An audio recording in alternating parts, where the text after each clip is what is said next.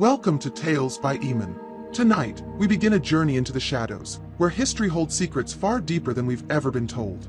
The air in Dr. Julian Vance's office was stale, thick with the smell of old paper, pipe tobacco, and the finality of death. Dr. Aris Thorne stood in the center of the room, surrounded by cardboard boxes that represented the last fragments of a brilliant, and perhaps broken, mind. It was past midnight at Trilby University in Boston. The Gothic architecture of the campus cast long, distorted shadows through the mullioned windows, making the towering bookshelves look like the ribs of a long-dead beast. Aris was an academic adrift. A linguistic anthropologist by trade, his career had stalled thanks to his association with Vance. Vance, once the shining star of the history department, had spent the last decade chasing fantasies, rumors of pre-Diluvian civilizations, impossible artifacts, and the one thing that truly ruined him, Aethelgard. The hidden city. The cradle of humanity that history forgot. The university wanted the office cleared out by morning. Aris, as Vance's last remaining protege, and perhaps his only friend, was left with the grim task. He taped another box shut, labeling it, Vance, Personal. Most of it was just chaotic notes, maps of coastlines that didn't exist, and translations of texts that were probably hoaxes. He was about to start on the desk when he noticed the false bottom in the main drawer. It was clumsy, almost an afterthought. Aris sighed. Julian had become paranoid in his final years. Aris pried it open with a letter opener. It wasn't a diary or a weapon. It was a package, wrapped tightly in brown wax paper and tied with twine. Taped to the top was a simple envelope, and on it, written in Vance's frantic, spidery script, was a single word, Aris. His fingers hesitated. Opening this felt like crossing a line, stepping from the role of executor into the role of co-conspirator. He broke the wax seal on the envelope.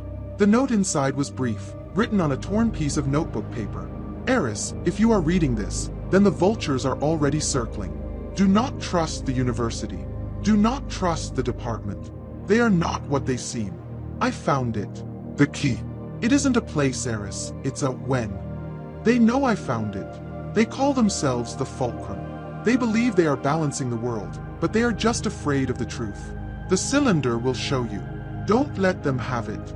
The foundation is the echo. Aris frowned. The foundation is the echo. Classic Vance. Cryptic nonsense. He tossed the note aside and turned to the package. It was heavy. He tore away the wax paper. Inside, nestled on velvet, was a cylinder. It was roughly 8 inches long and 4 inches thick, crafted from what looked like obsidian, polished to a mirror black. Encircling the cylinder were 5 rotating rings made of a dull, bronze-colored metal. Each ring was intricately carved, not with letters or numbers, but with symbols Aris had never seen. They were pictographic, yet possessed a geometric complexity that felt both ancient and alien. It was a cryptex, a combination lock. But the combinations weren't numbers, they were sentences. Aris examined the symbols. As a linguist, he should have been able to find a root. A connection. Were they Sumerian? Proto-Indo-European? No. They were older. They resonated with a familiarity that he couldn't place, like a word on the tip of his tongue. He spent nearly an hour turning the rings, trying to align symbols that seemed related. The symbol of a mountain with a river, the coiled serpent with the eclipsed sun. Nothing. The cylinder remained sealed. It was beautiful, but it was just another dead end, another piece of Vance's tragic obsession. He reread the note. The foundation is the echo. It meant nothing. Frustrated, Aris stood up and walked to the window. The Boston skyline was a quiet smear of light in the distance. He looked down at the quad. It was empty, save for the blue-white glare of the security lamps. Then he saw them. 2 figures. They were standing near the main archway of the Humanities building. They weren't campus security. Their suits were too sharp, too expensive for a midnight patrol. They wore dark overcoats despite the mild October air. They were perfectly still, looking up, directly at Vance's office window. Directly at him. A cold jolt, pure adrenaline, shot through Aris's chest. Vultures are already circling. He backed away from the window, his heart hammering. He looked at the cylinder. This wasn't a game. This wasn't a puzzle. It was an inheritance. He grabbed the note. The foundation is the echo. What foundation? He looked around the office. The foundation of the university. The foundation of Vance's research? He thought back to his very first class with Vance, years ago, before the paranoia set in. Vance had been drawing linguistic trees on the chalkboard. All modern language, Mr. Thorne, he boomed, is just an echo. We have forgotten the original sound. The foundation. Aris looked at the cylinder. The original sound. The foundation. The symbols weren't words. They were phonetics. They represented the sounds that built language itself. His hands, now shaking slightly, moved to the rings. He wasn't trying to align pictures. He was trying to align the core sounds of human speech. The ma sound, the ah, the sha. He tried to find the root sounds that Vance had theorized were the first words ever spoken by man. He aligned the first ring to a symbol resembling a wave, the sound of water, ah. The second, a serpent, SSS. The third, a mountain, ga. The fourth, a circle, rho. He didn't know what the word meant, but the sounds felt fundamental. He reached the fifth and final ring. He hesitated. The men outside. He could hear the faint sound of the building's heavy oak doors opening on the first floor. They were inside. He turned the final ring to a symbol that looked like a breathing mouth. F. There was a heavy metallic thunk from the cylinder. A quiet hiss, like pressurized air escaping. The two halves of the obsidian cylinder did not separate. Instead, the polished black surface itself shimmered. Aris dropped it onto the desk in shock. The black obsidian turned translucent, glowing with a soft, internal blue light. The bronze rings retracted. The symbols, now illuminated, began to rotate on their own, faster and faster, blurring into bands of light. Aris watched, breathless, as a pinprick of intense blue light shot from the top of the cylinder. It hit the ceiling, but it wasn't a reflection. It was a projection. A three-dimensional image flickered to life, hovering in the dusty air above Vance's desk. It was a map, but it was a map of no place on Earth. It showed a continent that didn't exist, nestled between South America and Antarctica, an impossible landmass covered in lines of energy that pulsed with a soft, blue rhythm. In the center of the continent, a cluster of geometric shapes pulsed brighter than the rest. Aethelgard, Aris whispered. The doorknob to the office began to turn. Slowly, deliberately, Aris grabbed the cylinder.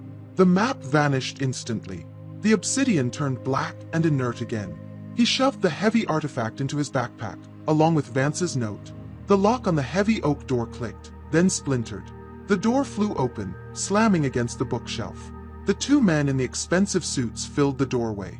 They were tall, impassive, and their eyes, cold and assessing, swept the room. They didn't look like vultures. They looked like surgeons. The lead man, older, with graying temples and a face that looked carved from granite, stepped into the office. His eyes fixed on the empty desk drawer, then on Aris's backpack. Dr. Thorne, the man said.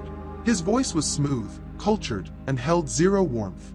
My associate and I are here to collect the property of the late Dr. Vance. Specifically, an item he removed from our collection. I don't know what you're talking about, Aris stammered, backing away toward the window. This is university property. The man smiled, a thin, unpleasant gesture.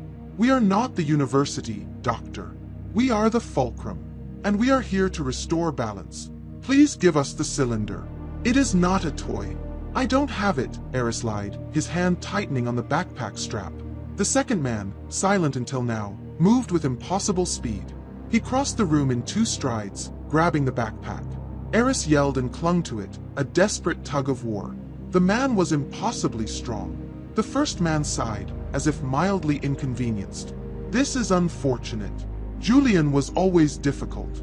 It seems he passed that trait on. Aris, in a blind panic, ripped his backpack free, stumbling backward. He hit the window. The old latch broke, and the window flew open. He looked down, 3 stories to the stone quad.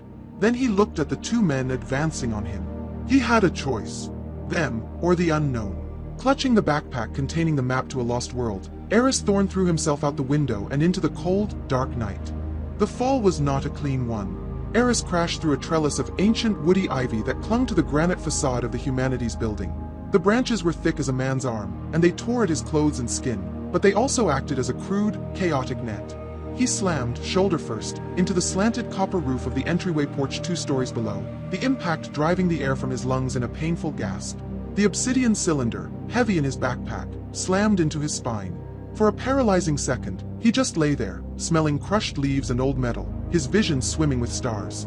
He's on the portico. Marcus, the west stairs. Now.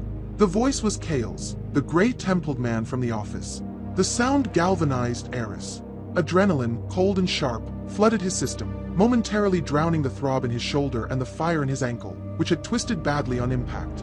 He didn't look up. He rolled, scrambling off the slanted roof. He dropped the last 10 feet onto the manicured lawn of the quad, landing in a clumsy, painful crouch. He could hear the heavy thud of footsteps echoing from the stone staircase inside the building.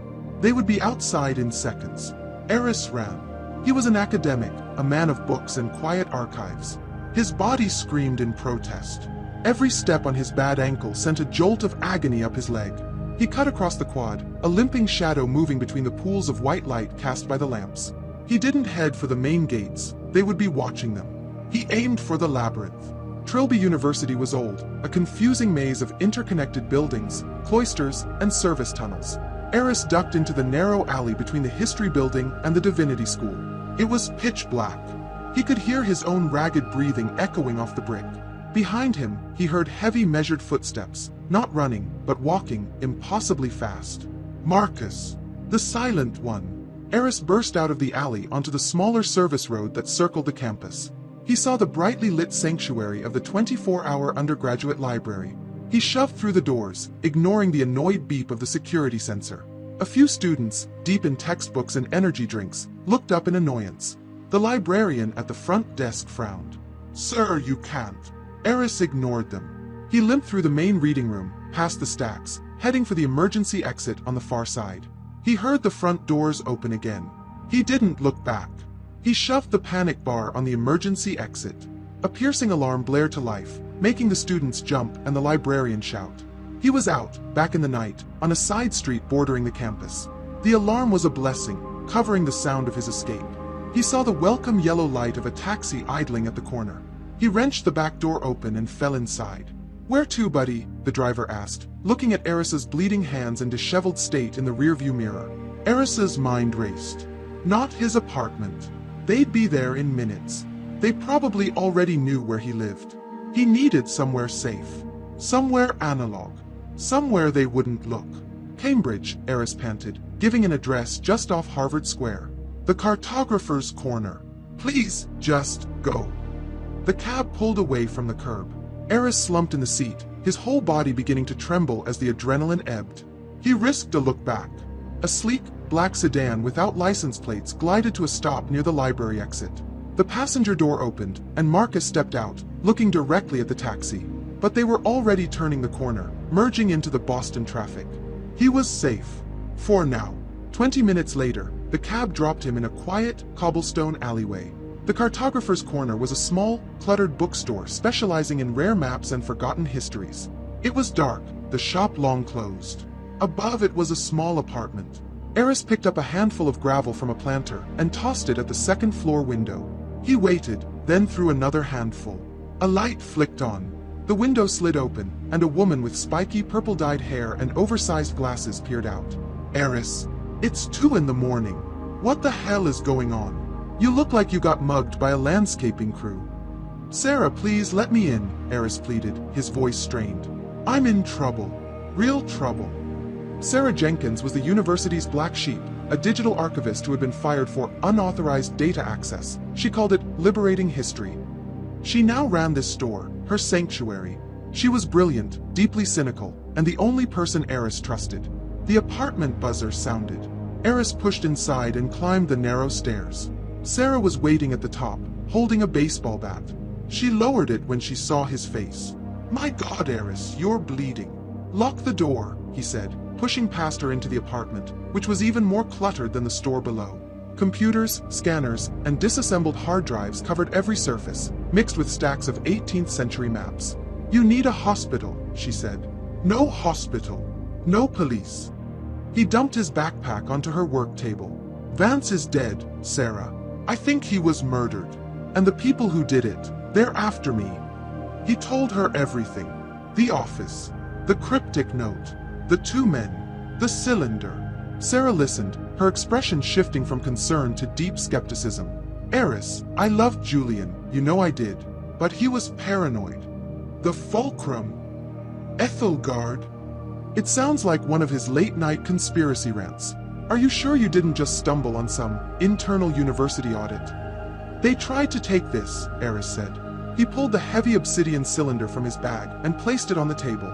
Sarah's skepticism wavered. She recognized the quality.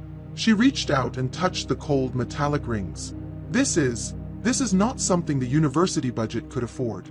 The iconography, it's not like anything I've ever seen. It's not Mesoamerican, not Egyptian. It's older, Aris said, his hands shaking as he remembered the combination. Vance's note said, the foundation is the echo. It's not visual, it's phonetic. He moved to the cylinder. His fingers, stained with dirt and drying blood, manipulated the rings, aligning the symbols for A, SSS, GA, Rho, and F. There was the familiar thunk and hiss. Sarah gasped as the obsidian turned translucent. The apartment, previously lit only by a desk lamp, was suddenly bathed in an ethereal, pulsing blue light. The projection shot from the top of the device, hovering in the air above their heads. The impossible continent. Aethelgard. Sarah, a woman who catalogued the known world, stared at a map of an unknown one. She was speechless. Julian found it, Aris whispered, his legs screaming in pain as he leaned against the table. Sarah stared, but not as a historian. She stared as a digital archivist. She moved closer, her eyes scanning the pulsating lines that Aris had mistaken for energy grids or rivers. Aris, she said, her voice hushed with awe. Those aren't rivers. And this isn't just a map. She pointed to a cluster of symbols that were slowly, methodically shifting in the center of the projection. Look, it's updating. The symbols are changing in real time. This isn't a static image. She leaned in, her glasses nearly touching the blue light. My God, Aris. This isn't a map. It's a network. It's live. As the weight of her words settled in the small apartment, Aris's cell phone, which he'd placed on the table, buzzed violently. He looked down. It wasn't a call. It was a push notification from his home security app. Security alert. Your laptop at 14B Beacon Hill has been accessed. A second alert popped up immediately. Security alert. Front door camera motion detected. Audio feed active. A cold, visceral fear seized Aris. They were at his apartment. They had his laptop. And they had just triggered his camera. Sarah saw the look on his face. What is it? Aris's finger trembled as he tapped the notification. The app opened, connecting to the audio feed from his front door. A voice, smooth and cultured, echoed tinny and faint from the phone speaker. It was Kael. He wasn't talking to Aris. He was talking to Marcus. He's not here. A waste of time. He's an academic. He's predictable. Find the archivist. The words, tinny and cold, echoed from the phone speaker and hung in the blue-lit apartment like a death sentence. The phone slipped from Aris's numb fingers, clattering onto the table.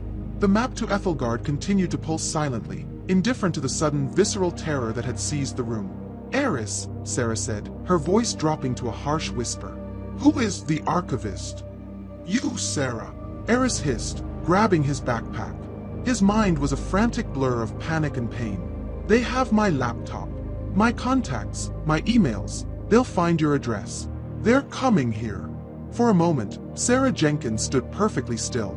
Aris expected fear, perhaps tears. He got neither. The cynical, disorganized bookseller vanished, replaced by someone cold, efficient, and angry. Right, she snapped. She strode to her main computer rig, the one surrounded by empty coffee cups. They have his digital footprint, she muttered to herself, her fingers flying across the keyboard. They'll run a trace. Standard surveillance state playbook. We have to go, Aris urged, pulling the cylinder off the table. The projection vanished instantly, plunging the room back into the dim glow of the desk lamp. We go.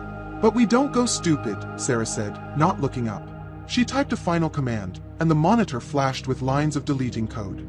I'm initiating a thermite wipe of all my local drives. It'll take about 8 minutes to shred everything. We have 7. She turned and moved to a large antique sea chest in the corner of the room. She kicked it open.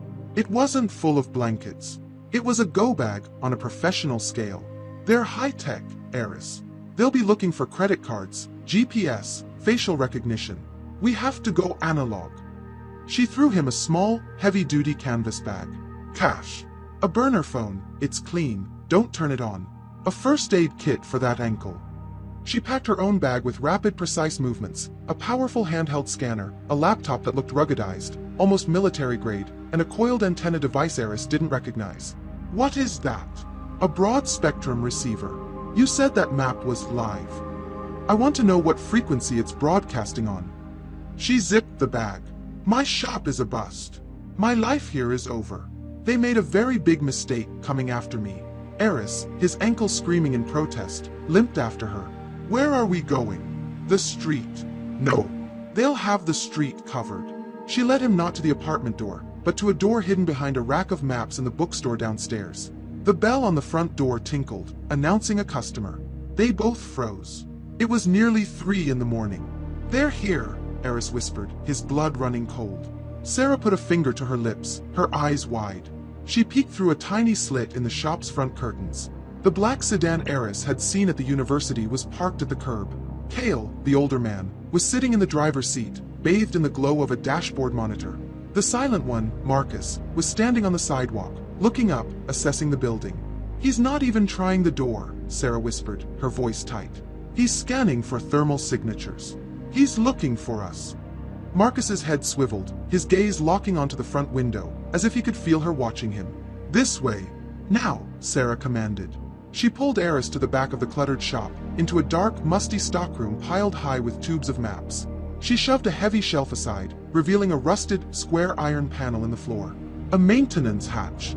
Where does that go? Aris asked, his voice trembling. Boston is old. This building used to be part of the university's original campus, Sarah explained, her fingers working the rusted handle. These are the old steam and utility tunnels. They connect to the subway, the waterfront, anywhere but here. The hatch groaned open, revealing a dark, iron ladder descending into blackness. The smell of cold, damp earth and rust washed over them. Go, she ordered. Aris hesitated, his body recoiling from the dark. Sarah. Aris, they are not here to talk. Vance is dead. They will kill us for that cylinder. Go. Aris swung his legs over the edge and began to climb down, his injured ankle sending shooting pains up his leg with every rung. Sarah followed, pulling the heavy hatch closed over their heads. The world was reduced to absolute darkness.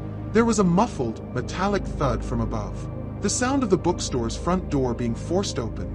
Heavy footsteps echoed on the wooden floorboards, directly above them. Aris stopped breathing. They were trapped.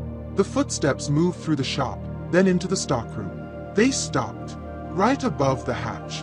A single blinding beam of a flashlight cut through the darkness from a tiny crack in the hatch door, sweeping the tunnel below. Aris and Sarah pressed themselves flat against the damp brick wall, hidden just below the landing. The beam passed inches from Aris's face. A full minute passed.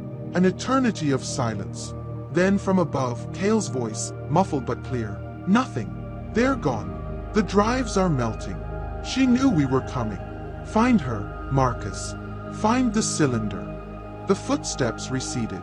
The shop door closed. They waited in the suffocating dark for what felt like an hour. Okay, Sarah finally breathed, her voice shaky for the first time. They're gone. For now. She clicked on a small, red-lensed flashlight. Let's move. We can't stay here. They navigated the tunnels by the faint red glow. It was a labyrinth of brick and pipes, some thick with cobwebs, others dripping with condensation. Aris's ankle was a dull, throbbing catastrophe, and he was leaning heavily on the wall. After 10 minutes, they reached a small, dry cistern, a junction where several tunnels met. We're safe here, Sarah said, sliding down the wall. This junction isn't on any modern city schematic. We have a few hours, maybe. Aris nodded, breathing heavily, his hands raw. I have to see it again. Sarah nodded. I need to scan it. Aris sat, ignoring the pain, and placed the cylinder on the floor. He aligned the phonetic symbols. SSS, Garo, F. The thunk and hiss. The obsidian glowed, and the small cistern was filled with the spectral blue light of the projected map. Aethelgard. Sarah immediately got to work, her face illuminated by the map. She powered up her handheld scanner and began meticulously recording the hovering image, capturing the symbols, the continental layout, the pulsing lines. Vance's note, Aris said, his mind racing, pushing past the pain. He said, it isn't a place, Aris, it's a when. But this is clearly a place. A physical continent. He wasn't wrong, Aris, Sarah said, her eyes glued to the data. He was just literal. What do you mean? She stopped scanning and pointed to the cluster of symbols in the center of the map, the area Aris had assumed was the main city. The symbols were shifting, but not randomly. I thought it was live data, Sarah said, her voice filled with a stunned, academic curiosity. But it's not a network. It's a calculation. Those symbols, they're a form of hexadecimal, or maybe something older, vigesimal, base 20. But they're all moving in one direction. She zoomed her scanner in, and the device's small screen translated the shifting symbols into something she could read. My God, she whispered. It's a countdown. Aris leaned in. A countdown to what? I don't know, she said. But based on this rotation, it's not a long one. Maybe 72 hours. Maybe less. But that's not the strangest part. What is? Sarah looked from the map to the physical cylinder in Aris's hands. The map is a where. The countdown is the when. This isn't just a map, Aris. It's an invitation. A timed one. As if responding to her words, Aris looked down at the cylinder he was holding. The polished obsidian was no longer cold. It was warm to the touch. He stared at it, a new, dawning horror on his face. Sarah, he said, his voice barely a whisper. It's vibrating. The cylinder, it's heating up. The heat was the first sign. It was no longer the faint, passive warmth of an active device. The obsidian cylinder was growing hot. Aris winced, shifting it in his hands. Aris, look, Sarah said, her voice sharp.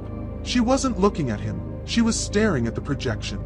The map of Aethelgard, hovering in the damp air of the cistern, was changing. The blue light, once steady, now pulsed with an erratic, frantic rhythm. The countdown in the center accelerated, symbols blurring too fast to read. And then, the entire projection flickered, like a television losing its signal. It's breaking, Aris said, horrified. No, Sarah countered, her analytical mind cutting through the panic. It's not breaking. It's drawing more power. The countdown has triggered something. A new protocol. The cylinder suddenly became too hot to hold. Aris yelped and dropped it onto the brick floor. It landed with a heavy, non-metallic thud. The projection vanished instantly, plunging them back into the dim red glow of Sarah's emergency light. The cistern felt colder, darker. Aris stared at the cylinder, now just a black, inert object on the floor. What did I do? You didn't do anything. The timer started. Sarah was already digging in her bag, pulling out the ruggedized laptop and the coiled antenna device. 72 hours. The clock is ticking, Aris, and the device is waking up. She plugged the antenna into her laptop and powered it on. The screen glowed to life, illuminating her intense, focused expression. She pointed the antenna at the cylinder. You said it was vibrating, she said. It was. A low hum. That hum is a frequency. She ran a program, and the screen filled with a chaotic spectrum of radio waves. Most of it was just the background noise of a modern city. Cell signals, Wi-Fi, police bands, all bleeding down from the surface. It's a mess up here, she muttered. Too much interference. What are you looking for? Aris asked, nursing his burned fingers. The signal from the cylinder. If it's drawing power, it might be receiving. If it's waking up, it might be transmitting. Her eyes scanned the data. There. Got it. A thin, repeating spike appeared on the graph. It was faint, almost perfectly masked by a local AM radio station's bleed. It's a burst signal, she said, her fingers flying, isolating the frequency. It's transmitting. Tiny packets of data, once every 20 seconds. A cold dread, deeper than the tunnel's chill, settled on Aris. What is it transmitting? Sarah ran a decryption protocol. The program chugged for a moment. It's not complex encryption. It doesn't need to be. It's just numbers. She looked up, her face pale in the laptop's glow. Their coordinates, Aris. GPS coordinates. Our coordinates. Aris felt the blood drain from his face. It's a beacon. A tracking device. It's worse than that, Sarah said, her voice grim. It's a homing beacon. We weren't meant to get away. We were allowed to. They wanted the cylinder activated. They wanted us to lead them. Lead them where? To whatever we found next. To anyone who helped us. The full, horrifying weight of the situation crashed down on Aris. He had led them to Sarah. He had destroyed her life. And now, this object, this key to his mentor's life's work, was a Judas, betraying their every move. Vance. Aris whispered, shaking his head. He wouldn't do this. He wouldn't set me up. He warned me about them. Vance was a brilliant, paranoid old man who got himself killed. Sarah snapped, slamming the laptop shut. He was playing a game he didn't understand, and now we're the pawns. We have to get rid of it. No. Get rid of it. Aris looked at her, aghast. Sarah, this is it. This is Aethelgard. This is the map, the countdown, this is everything. It's a bomb, Aris. A time bomb strapped to our backs. They're listening. As soon as we surface, they'll know. Kael, Marcus, the whole Fulcrum. They're probably just waiting for the signal to stop moving. She pointed the antenna at the cylinder again. That pulse, it's smart. It's phased. It's hiding itself. They're not just brutes, they're sophisticated. They know what they're doing. We don't. Aris stared at the black cylinder. His mentor's legacy. A trap. He was torn. To destroy it was to let Vance's discovery die. To keep it was to guarantee their capture, or their deaths. He picked up his backpack, his mind racing. He pulled out the crumpled note from Vance's desk. He read it again, desperately, under the red flashlight. Aris, if you are reading this, then the vultures are already circling. Do not trust the university. Do not trust the department. They are not what they seem. I found it. The key. They call themselves the Fulcrum. The cylinder will show you. Don't let them have it. The foundation is the echo. The foundation is the echo, Aris repeated, the words tasting like ash. It was the code. It opened the cylinder. It was a trap, Aris. A honey pot. No, Aris said, a new idea sparking. No, the phrase. The foundation is the echo. I've heard him use it before. Not about linguistics. About funding. Sarah frowned. Funding. Years ago, before he went completely off the rails. He was trying to get a research grant. He kept getting turned down by the university. He said he was going to a real foundation, one that understood. He called it the Echo Foundation. So, an organization. I always thought it was a joke. Aris said, his hope surging. A play on words. The foundation of history is just an echo. But what if it's real? What if it's not a clue to open the lock? What if it's the destination? The place he wanted me to take this. Sarah's expression remained skeptical. A secret foundation? That's your plan. How do we even find it? We don't have to, Aris said. He dug into his bag, past the cylinder, pulling out a thick, chaotic bundle of papers he'd grabbed from Vance's desk. He frantically sorted through them, old maps, receipts, coffee-stained napkins with notes. And then he found it. A crumpled, water-stained brochure. The cover was simple, elegant, Echo Valley Foundation, preserving our acoustic heritage. This is it, Aris whispered. Echo Valley. It's a conservation group in upstate New York. They specialize in bioacoustics, preserving natural soundscapes. Vance must have used them as a front, or maybe they were his partners. Sarah took the brochure. Upstate New York. Remote. Private. Low-tech. Maybe. She looked at the cylinder, then at Aris. It's a hell of a long shot, Aris. We're in a tunnel in Boston, injured, with no IDs, holding a beacon that's screaming our location to a secret society that wants us dead. And you want to go on a road trip to a bird sanctuary. It's the only lead we have, Sarah. It's what Vance wanted. Sarah let out a long, slow breath. She nodded. Okay, one long shot. But we do it my way. We can't stop the signal. But maybe we can mask it. She dug into her bag again and pulled out a roll of thick, metallic foil. Signal dampening mesh. It's not perfect, but it might muddy the GPS data long enough for us to move. Wrap the cylinder. Tightly. Aris did as he was told, wrapping the heavy obsidian object until it looked like a block of silver. The faint vibration was muffled. My receiver says the signal is scattered, Sarah said. It won't hold them for long. They'll know we're masking it. But it might buy us an hour. These tunnels connect to the Red Line subway depot at South Station. It's our best bet to get out of the city. They gathered their things. Aris's ankle was a universe of pain, but the adrenaline was back, sharp and cold. They were no longer just running. They had a destination. Sarah led the way, her red light cutting a small circle in the oppressive dark. They walked for what felt like miles, through dripping water and over rusted grates. Finally, they saw a sliver of gray light. A rusted ladder led up to a storm drain. Sarah pushed the grate open. The chaotic, noisy world of the city hit them. It was the gray, pre-dawn hour. The first buses were hissing to a stop.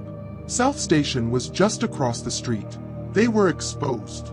"Okay," Sarah whispered, pulling a baseball cap low over her face. "Act normal. We're just two people catching an early bus. Walk.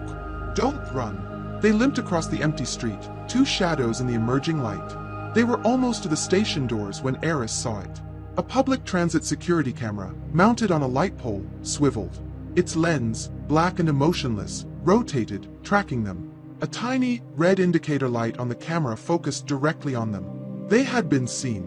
The city itself was watching. The red light on the transit camera was small, no bigger than a pinprick, but it felt as large and imposing as a spotlight. It didn't waver. It had locked on. "Facial recognition," Sarah hissed, her voice tight with suppressed panic. She grabbed Aris's arm, her fingers digging into his sleeve. "They're plugged into the city's network. They're running your face against the university database. They know we're here. Walk. Do not run. Walk where?" Aris managed, his voice strained. His ankle felt like it was full of broken glass. Into the herd. They plunged into the main entrance of South Station. After the pre-dawn quiet of the tunnels, the terminal was a sensory assault. The high ceilings amplified the scrape of rolling luggage, the garbled announcements of train arrivals, and the hiss of coffee machines. It smelled of diesel fumes and stale donuts. They were surrounded by the first wave of morning commuters, people half asleep, staring at their phones, focused only on their destinations. To them, Aris and Sarah were invisible. But to the camera, and to the Fulcrum, they were illuminated. "They'll be here in minutes," Aris said, leaning heavily against a pillar. The pain was making him dizzy. "Less," Sarah said, her eyes scanning every exit. "Kael and Marcus aren't just goons, Aris. They're professionals. They won't storm the front door. They'll lock the perimeter. We're in a box. The trains? Amtrak? No." Sarah shook her head, pulling him toward the bus terminal wing. "Amtrak requires ID. We'd have to show our faces, use a card. We're digital ghosts. We have to stay that way. Buses. Cash only. They're harder to track." They reached the ticketing area. A dozen lines fed into windows, all under the harsh fluorescent lights. "They'll be watching the ticket counters," Aris whispered. "Exactly. Which is why you won't be buying." Sarah shoved a handful of the cash from her go-bag into his hand. "Go to the vending machines. Get water, get something with caffeine, and get bandages. You look like a victim. Try to look like a hungover college kid. I'll get the tickets. Meet me by the entrance to the bus bays in 2 minutes." "Sarah, what if they grab you?" "They want the cylinder, Aris. You have it. You're the target. I'm just noise. Now move." Sarah disappeared into the line for the Chicago-bound bus, pulling her baseball cap low. Aris, feeling terrifyingly exposed, limped to a brightly lit convenience kiosk. He grabbed 2 bottles of water, a high-caffeine energy drink, and a travel-sized first aid kit. He fumbled with the cash, his hands still shaking.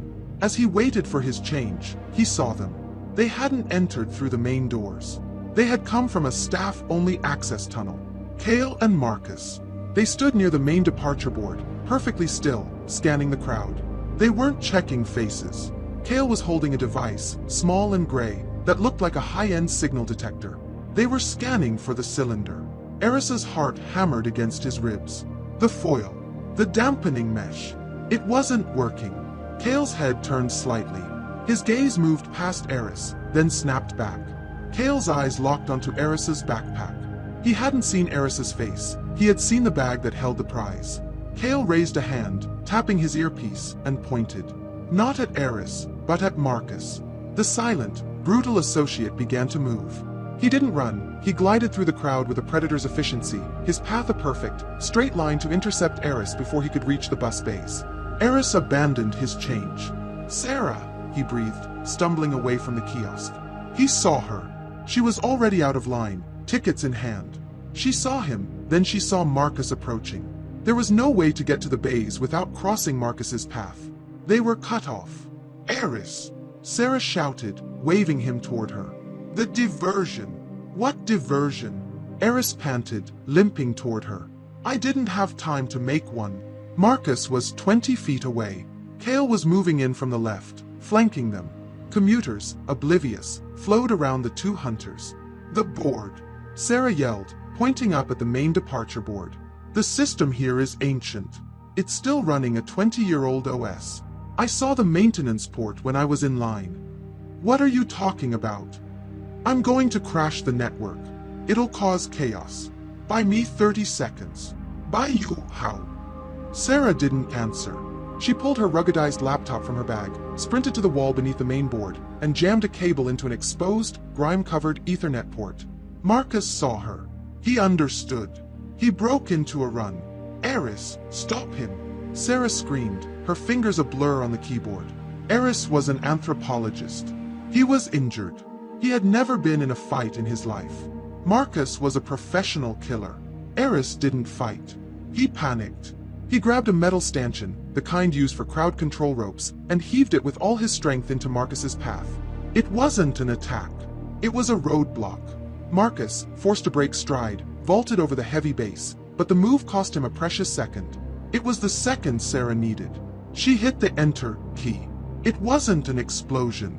It was a shutdown. Every screen in South Station, every departure board, every ticket monitor, every kiosk TV, snapped to a bright, uniform blue, displaying a cascade of white error code. Simultaneously, the automated announcement system, hijacked, blared at full volume, not with an alarm, but with a deafening loop of corrupted audio static. "KSSSHHHHT Welcome to KSSSHHHT South Station KSSSHHHT." The effect was instantaneous. The herd panicked. Commuters, suddenly blind to their departures and assaulted by the noise, stopped, shouted, and surged away from the sound. "Now!" Sarah yelled, yanking her cable. She grabbed Aris, and they plunged into the chaos. The crowd was a wall of confused, angry people. Kael and Marcus were momentarily separated, fighting the surge. "Bay 12. The Chicago bus. It's leaving now!" Sarah shouted over the din. They burst through the doors to the bus bays. The air was thick with diesel fumes. A driver at Bay 12 was shouting at the terminal, "I'm leaving. I'm not waiting for this mess." "Wait!" Aris yelled, waving his arm. They scrambled onto the bus, pushing past the annoyed driver. "Tickets," he grumbled. Sarah shoved the paper tickets into his hand. "We're on." They half fell into the seats in the very back row. The bus door hissed and snapped shut. A second later, Marcus slammed his hand against the glass from the outside. Aris stared, breathless, as the silent agent locked eyes with him through the tinted window. There was no anger, no frustration, just cold, calm certainty. Marcus tapped his ear, the earpiece Kael wore. Then he pointed, not at the bus, but at Aris's backpack. He could hear them. He knew. The bus lurched, pulling away from the bay. It moved through the terminal garage, gathered speed, and merged into the dark tunnel of the I-90 expressway, leaving Boston behind. Aris slumped against the vibrating window, his entire body trembling. "We made it. Oh my God, we made it." Sarah was not celebrating. She was already pulling the foil-wrapped cylinder from the backpack. The foil was blackened, singed at the edges. A wisp of smoke curled from it. It was alarmingly hot. "Aris," she said, her voice dangerously quiet.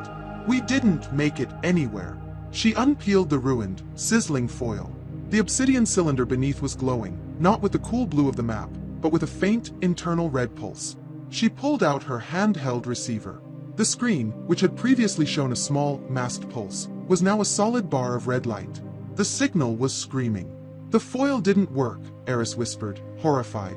"It worked," Sarah said, her knuckles white as she gripped the receiver. "It worked so well it forced the cylinder to compensate. It's amplifying its own signal. It's burning through the shielding. They're not just following us anymore, Aris. We are a live, streaming, high-priority beacon. We're a glowing red on their map, and we're on a bus that has one very predictable route." The bus was a drum, vibrating with the low, monotonous drone of the engine and the rumble of the tires on the I-90 asphalt.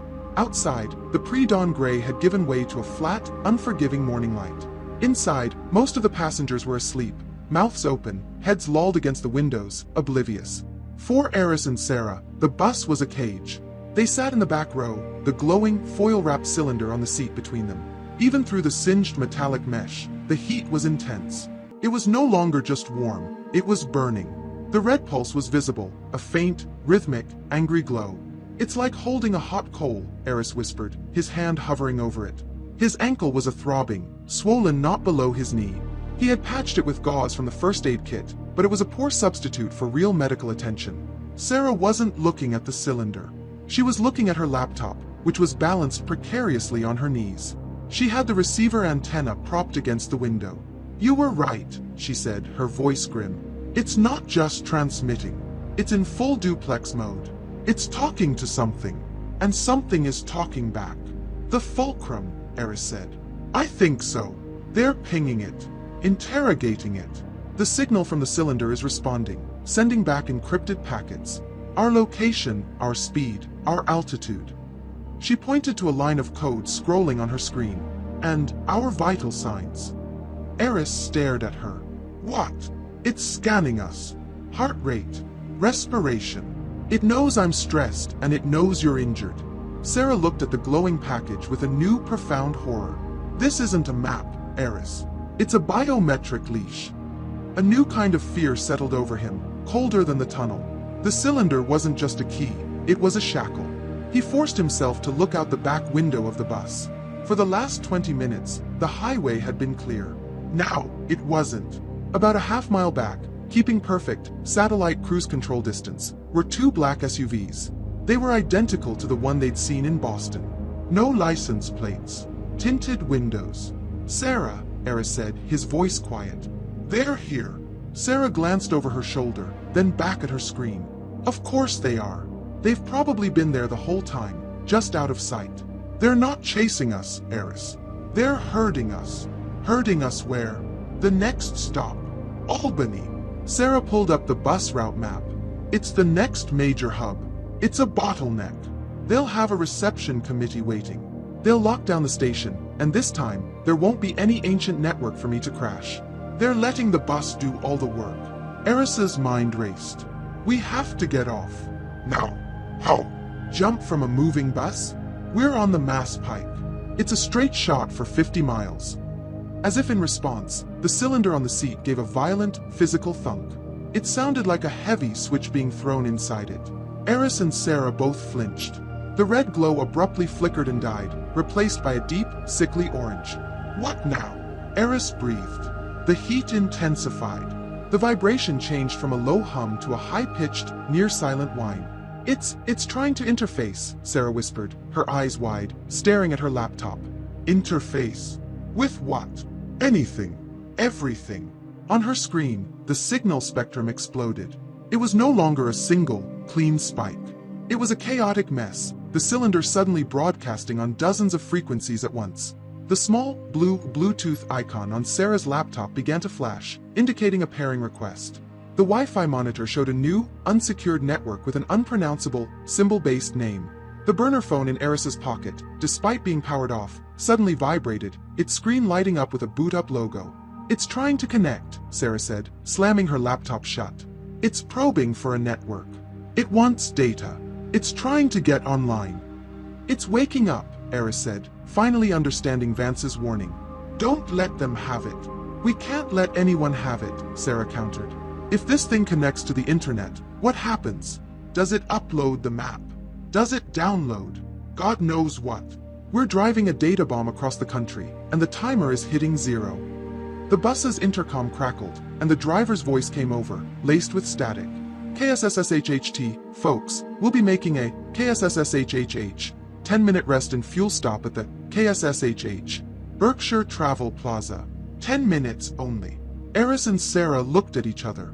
It was their only chance. "The SUVs," Aris said. "They'll be there.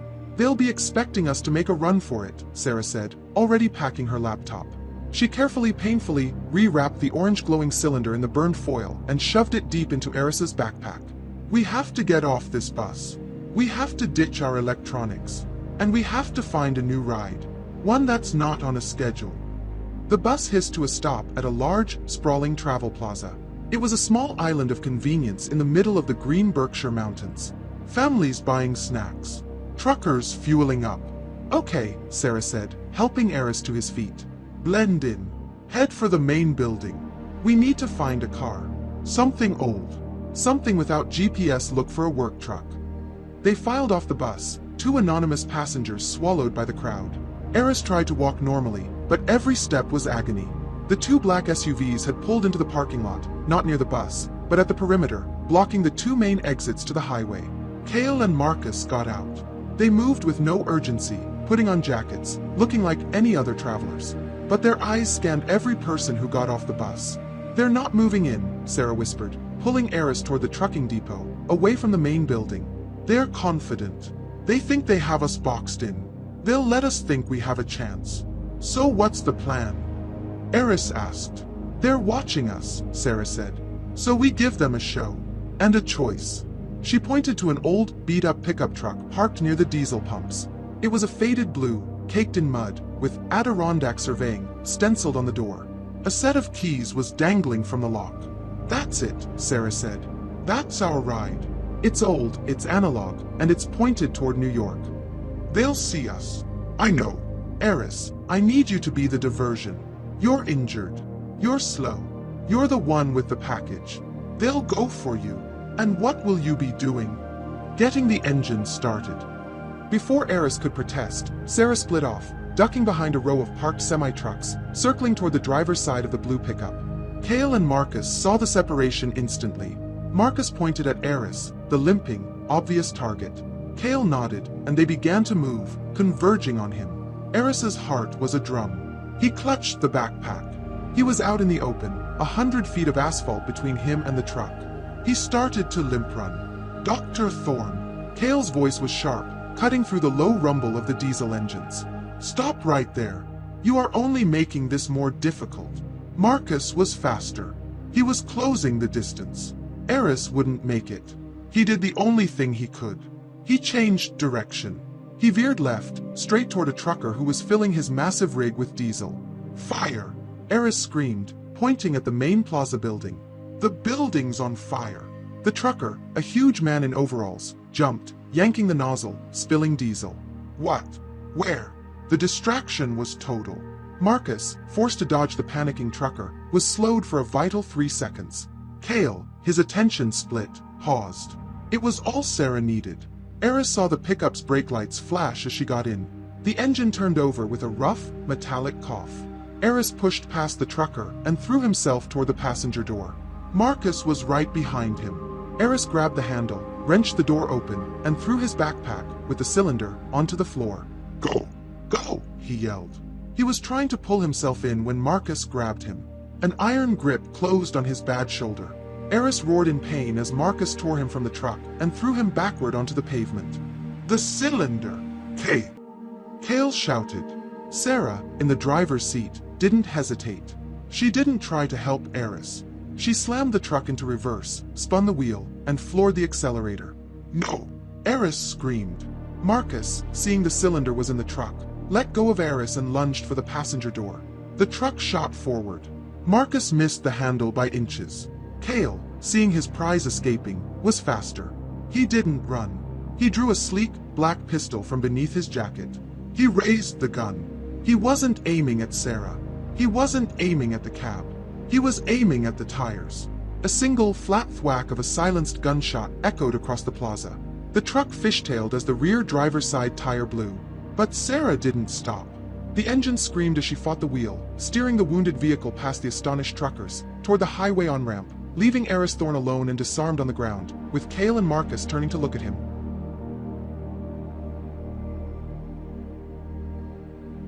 The sound of the shot was a flat, dull thwack in the open air, almost lost in the rumble of idling engines.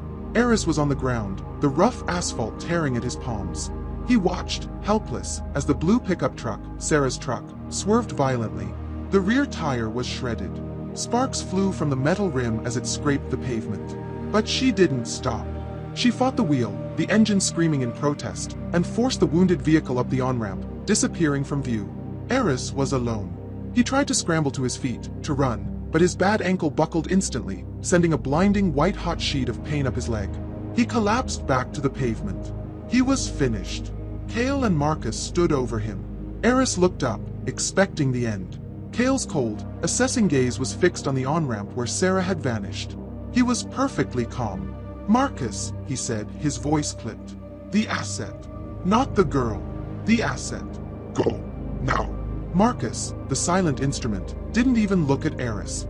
He turned and sprinted, not walked, sprinted with the fluid grace of an apex predator, toward their black SUV. The engine roared to life, and the vehicle peeled out, accelerating up the ramp in pursuit of the cylinder. Aris was left with Kael. The older man sighed, as if Aris were a piece of misfiled paperwork. He holstered his silenced pistol and looked down. So much effort, Dr. Thorne. So much unnecessary chaos. Kael reached down, but not to offer a hand. He grabbed Aris by the collar of his jacket and hauled him to his feet. Aris cried out as all his weight landed on his destroyed ankle. Kael ignored him, half dragging, half marching him away from the public plaza. Where are you taking me? Aris gasped, his foot dragging uselessly. A+ for effort, C- for execution, Kael said, pulling him toward a staff-only door on the side of the main building. Your friend has, perhaps, 3 minutes before that rim gives out. Marcus will retrieve the asset, and you and I will have a conversation. He kicked the door open. It was a maintenance shed, dark and smelling of rock salt and stale motor oil. He shoved Aris inside. Aris stumbled and fell over a stack of empty plastic pails, landing hard on the concrete floor. Kael didn't bother to close the door. He leaned against the frame, a silhouette against the bright morning, and finally, he talked. You have no idea what you're doing, do you? You're a child, Doctor. You and Julian, both. Playing with a loaded weapon in the dark. Vance. Aris panted, propping himself up against the wall. You killed him. We retired him, Kael corrected, his voice devoid of emotion.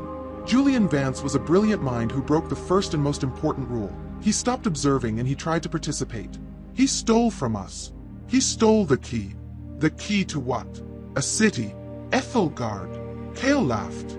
It was a dry, humorless sound. A hidden civilization. That's what you think it is. A lost tribe. A city of gold? Julian was smarter than that, at least. Aethelgard is not a who, Doctor. It is a what. It is a system. A self-correcting mechanism for this planet. Aris stared, his pain momentarily forgotten. A mechanism? The Fulcrum, the organization I represent, has existed for millennia. We are the janitors of history. We are the ones who file away the impossible. While humanity bickers over borders and beliefs, we tend to the real threat. We tend to the echo. He stepped into the shed. His eyes were intense. This planet has a failsafe. A reset button, if you will. When civilization becomes unstable, too loud, too damaging, Aethelgard activates. It calls the herd. The Great Flood was not a myth, Doctor. It was a recalibration. The fall of the Bronze Age civilizations, the Younger Dryas impact, all scheduled maintenance. A cold, dawning horror crept over Aris. And the cylinder. The cylinder is not a map. It's the activation key. The 72-hour countdown you so foolishly started is not a timer for an invitation. It's the arming sequence for the next cleansing. And we, Doctor, are the only ones who know how to stop it. Aris's blood ran cold. He thought of Vance's frantic note. It isn't a place, it's a when. He hadn't been warning Aris. He had been telling him. Vance knew, Aris whispered. He wanted this. He wanted to start it. He became a zealot, Kael said with disgust. He believed humanity had become a cancer and that Aethelgard was the cure. He stole the key, hoping to trigger it. But he failed. He couldn't activate it. He didn't have the final component. Kael took a step closer, his shadow falling over Aris. The cylinder is a lock, Kael explained, his voice dropping. Vance's phrase, the foundation is the echo, was the first tumbler. It opened the device. But the countdown, the arming sequence, requires a constant, active biosignature. A living key to hold its hand as it wakes up. It was scanning you on the bus. It's key to you, Doctor. You are the final component. Aris was the failsafe. Vance hadn't just given him a map. He had made Aris the detonator. Kael's earpiece chirped. He tapped it. Report. He listened. Aris watched his face. Kael's expression remained impassive, but a small, tight smile touched his lips. Excellent, Kael said. She crashed just past the overpass. The asset is secure. Bring the archivist. We'll need her. He paused. No, wait. Just hold the position. I have the anthropologist. I will bring him to you. He clicked off the earpiece. Sarah was captured. They had the cylinder. It was over. And now, Doctor, Kael said, you will come with me. You will interface with the cylinder, and you will help us disarm it. You will help us restore the balance. And if I refuse? Aris said, his voice trembling, but defiant. Then you are a zealot, just like Julian. And you will be retired. Your friend, the archivist? We will find other ways to interface with the device. Marcus is very persuasive, but it will be messy, and likely fatal for her. The choice is yours. Kael reached down to grab him. Aris had no plan. He had no strength, but he had desperation. He was sitting in a maintenance shed. He looked at the wall next to him. A 10-pound bag of industrial-grade rock salt for the winter was leaning against a shovel. As Kael bent over, Aris grabbed the corner of the paper bag. With the last of his strength, he ripped it open and heaved the entire contents into Kael's face. Ah! Kael screamed, a sharp, inhaled cry of pain. The coarse salt crystals hit his eyes. He stumbled back, clawing at his face, his professionalism gone. He was blind. You dash! He roared, drawing his pistol. He fired wildly. The silenced thwack sent a bullet ricocheting off a metal shelf. Aris didn't wait. He scrambled, crab-walking, out the door. He got to his feet, ignoring the agony in his ankle, and he ran. He burst out into the bright sunlight of the plaza. People screamed at the sight of him, bloody, covered in dirt, running from a shed. He's here. Lock it down. Kael's voice, full of fury, echoed from the shed. Aris knew he couldn't make it to the parking lot. He was too slow. Kael would be on him in seconds.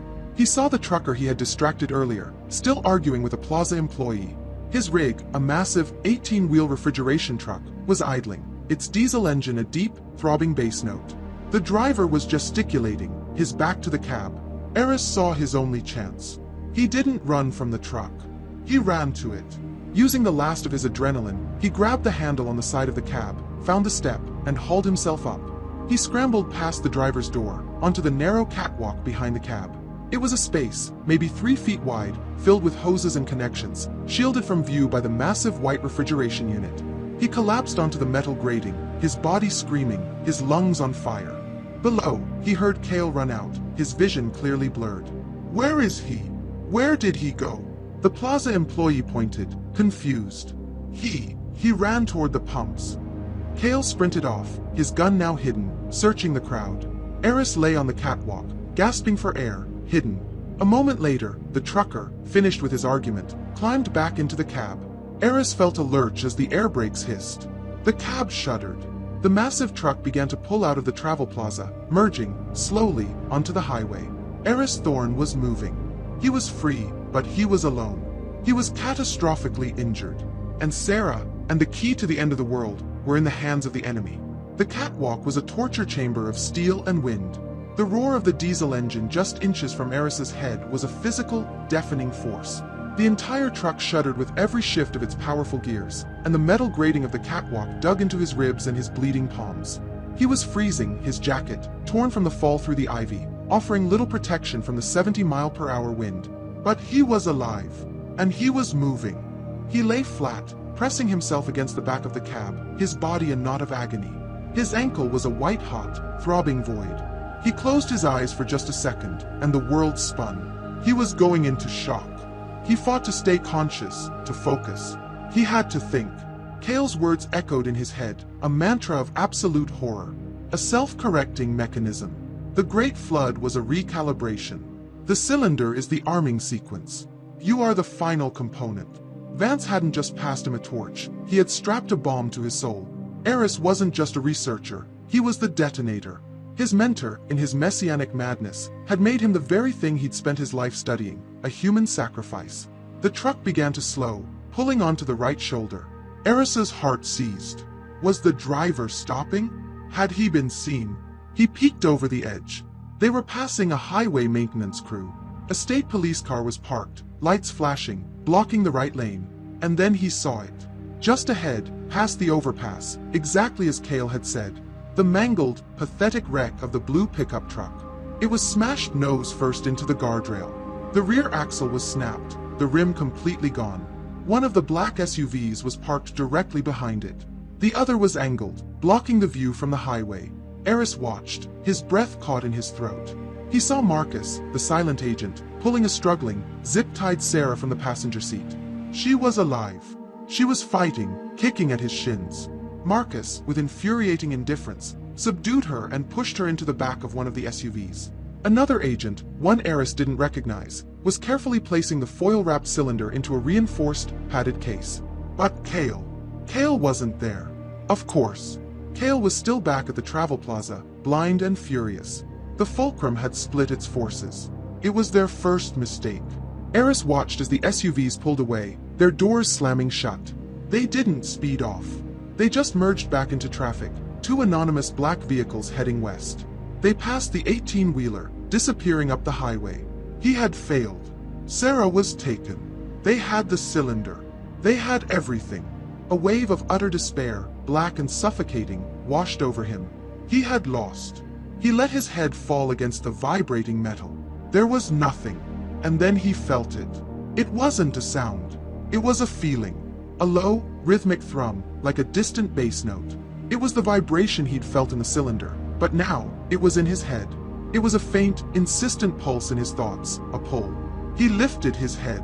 The SUVs were gone, over the horizon. But the sensation remained. Faint, but clear. A psychic tether. The living key. He wasn't just the detonator. He was a receiver. He could feel it. The cylinder was awake, and it was bound to him.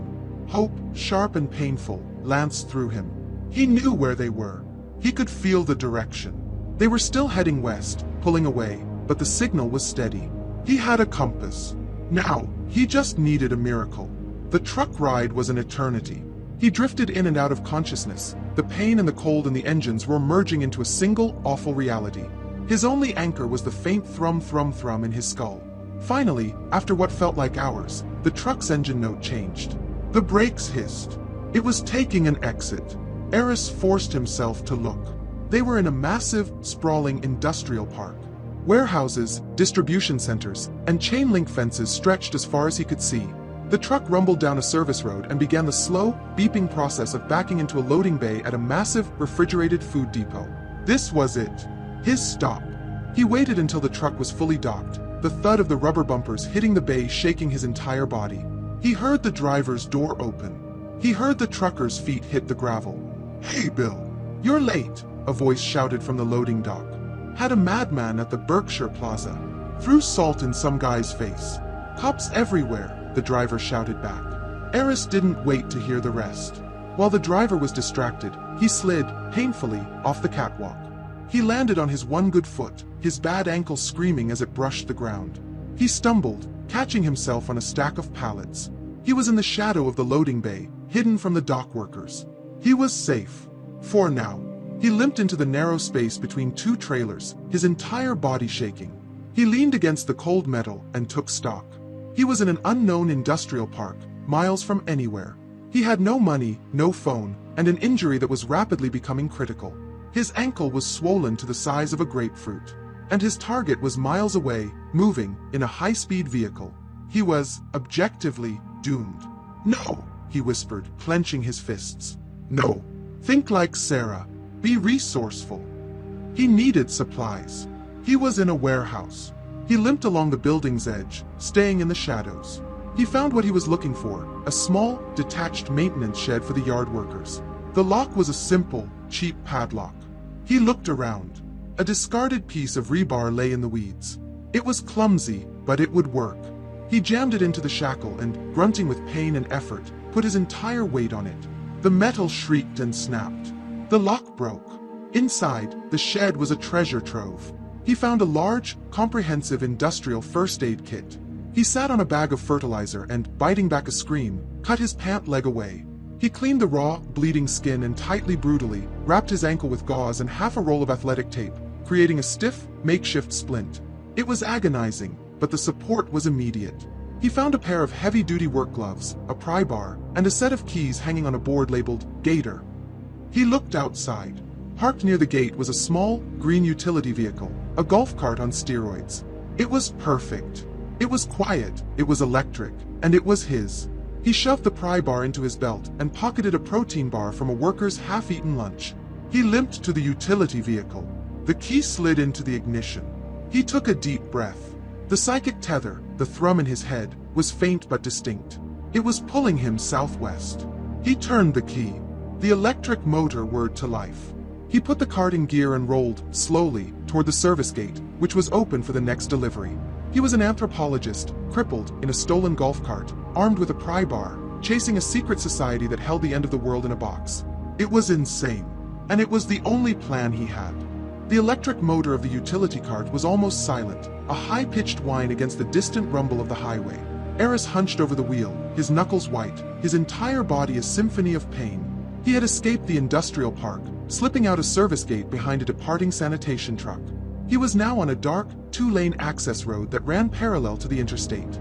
The gator was slow, topping out at a shuddering 25 miles per hour. Every pothole sent a jolt of agony from his splinted ankles straight to his teeth.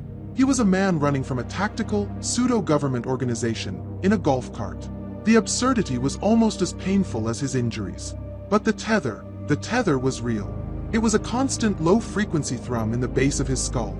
It wasn't a thought, and it wasn't a sound. It was a direction.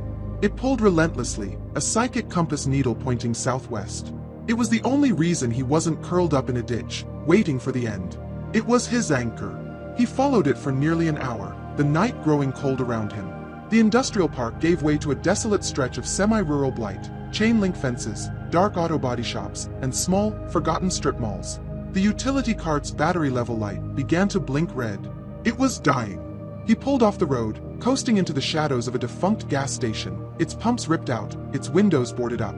He abandoned the cart. He was on foot again, exposed, and his time was running out. He leaned against the cold brick wall, his breath fogging in the air, and focused.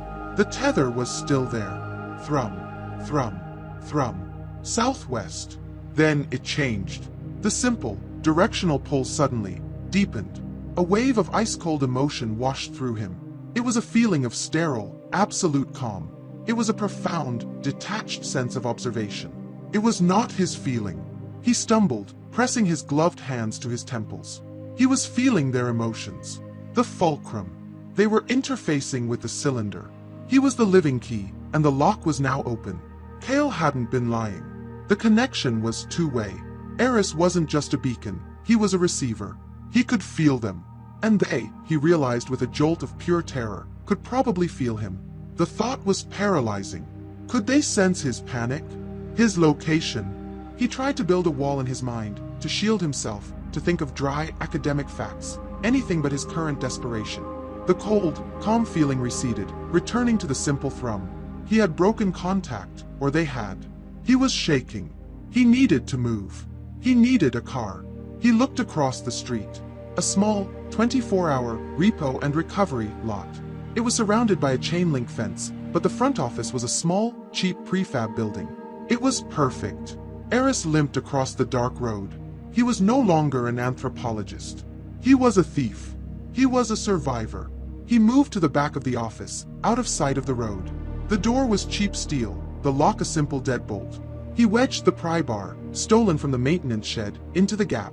He put his full weight on it. The sound of splintering wood and shrieking metal was deafening in the night. The door flew open. He stood frozen, waiting for alarms. Nothing. Just the hum of a vending machine inside. He entered the small, messy office. It smelled like stale coffee and cigarettes. Behind the desk, a metal box was bolted to the wall. Night drop keys. He smashed the small lock on it with the pry bar. Dozens of key fob pairs fell out. He grabbed one at random, a nondescript, dark blue sedan. He peered through the window. The car was parked just outside, in the processed lot. He was about to run for it when he saw the petty cash tin on the desk. He pried it open. Inside was a roll of bills. Maybe $200. He pocketed it. He was now a well-funded thief. Next to the tin was a cheap, plastic-wrapped burner phone. A client contact phone. He took that too. He had transportation, money, and a way to communicate. He was back in the game. He was halfway to the door when the tether screamed. It wasn't a thrum. It wasn't a cold, calm feeling.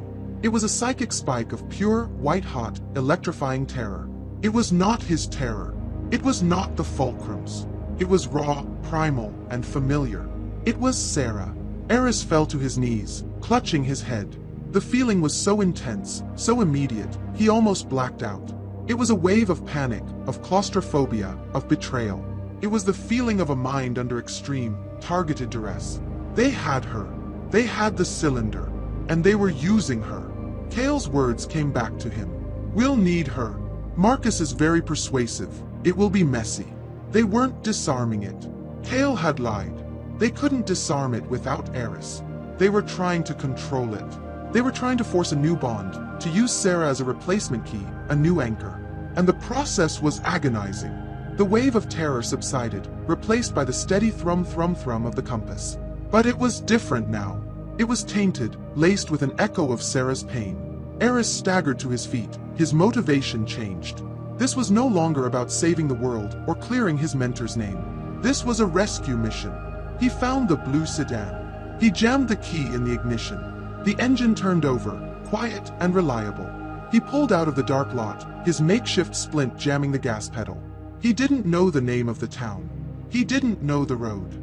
He just turned the car southwest. He was no longer following a signal. He was following a scream. The stolen blue sedan was an island of anonymity in the sparse, late-night traffic of the New York State Thruway. Aris was driving on raw nerve and the last crumbs of a stale protein bar. His taped ankle was a solid, inflexible block of pain, forcing him to drive with his left foot, which was clumsy and slow.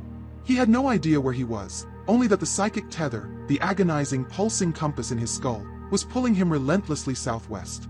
It was no longer a simple thrum. It had become a carrier wave for Sarah's suffering.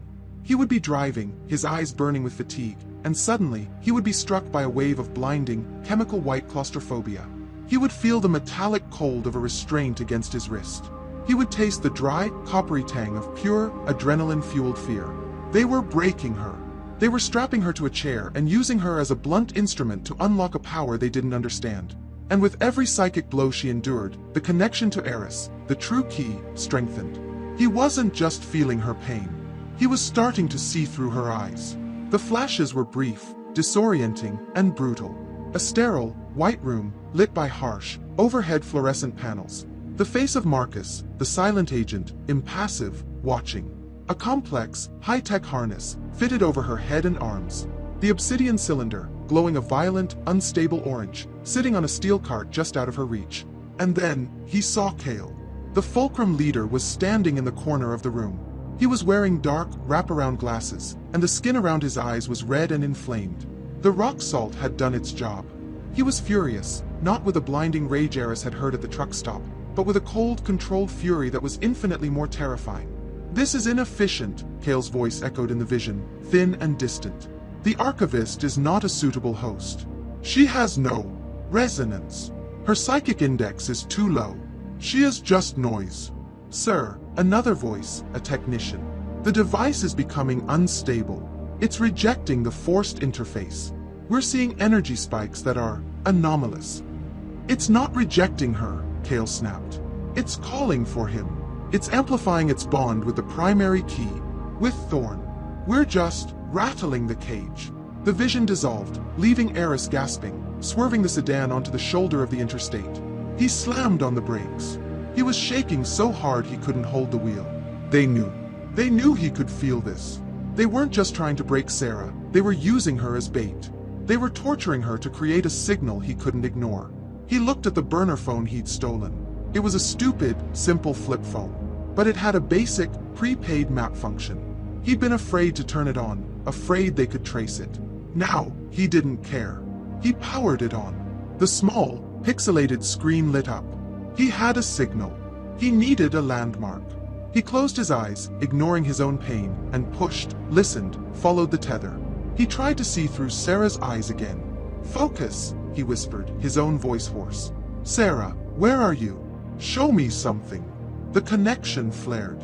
He felt her exhaustion, her defiance. She was aware, on some level, of this link. She was fighting, and she was trying to show him. He saw a new image. It wasn't the white room. It was a glimpse out a window she must have seen as they brought her in. It was nighttime. He saw two massive, cylindrical towers, side by side, venting steam into the night sky. A power plant. And next to it, a river. Aris opened his eyes. He fumbled with the tiny phone, typing in power plant, New York, river. Dozens of results. He zoomed out on the map, tracing his current location on the thruway, matching it with the southwest vector of the tether. There. The Indian Point Energy Center. Just south of Peekskill, on the Hudson River. It was a decommissioned nuclear power plant.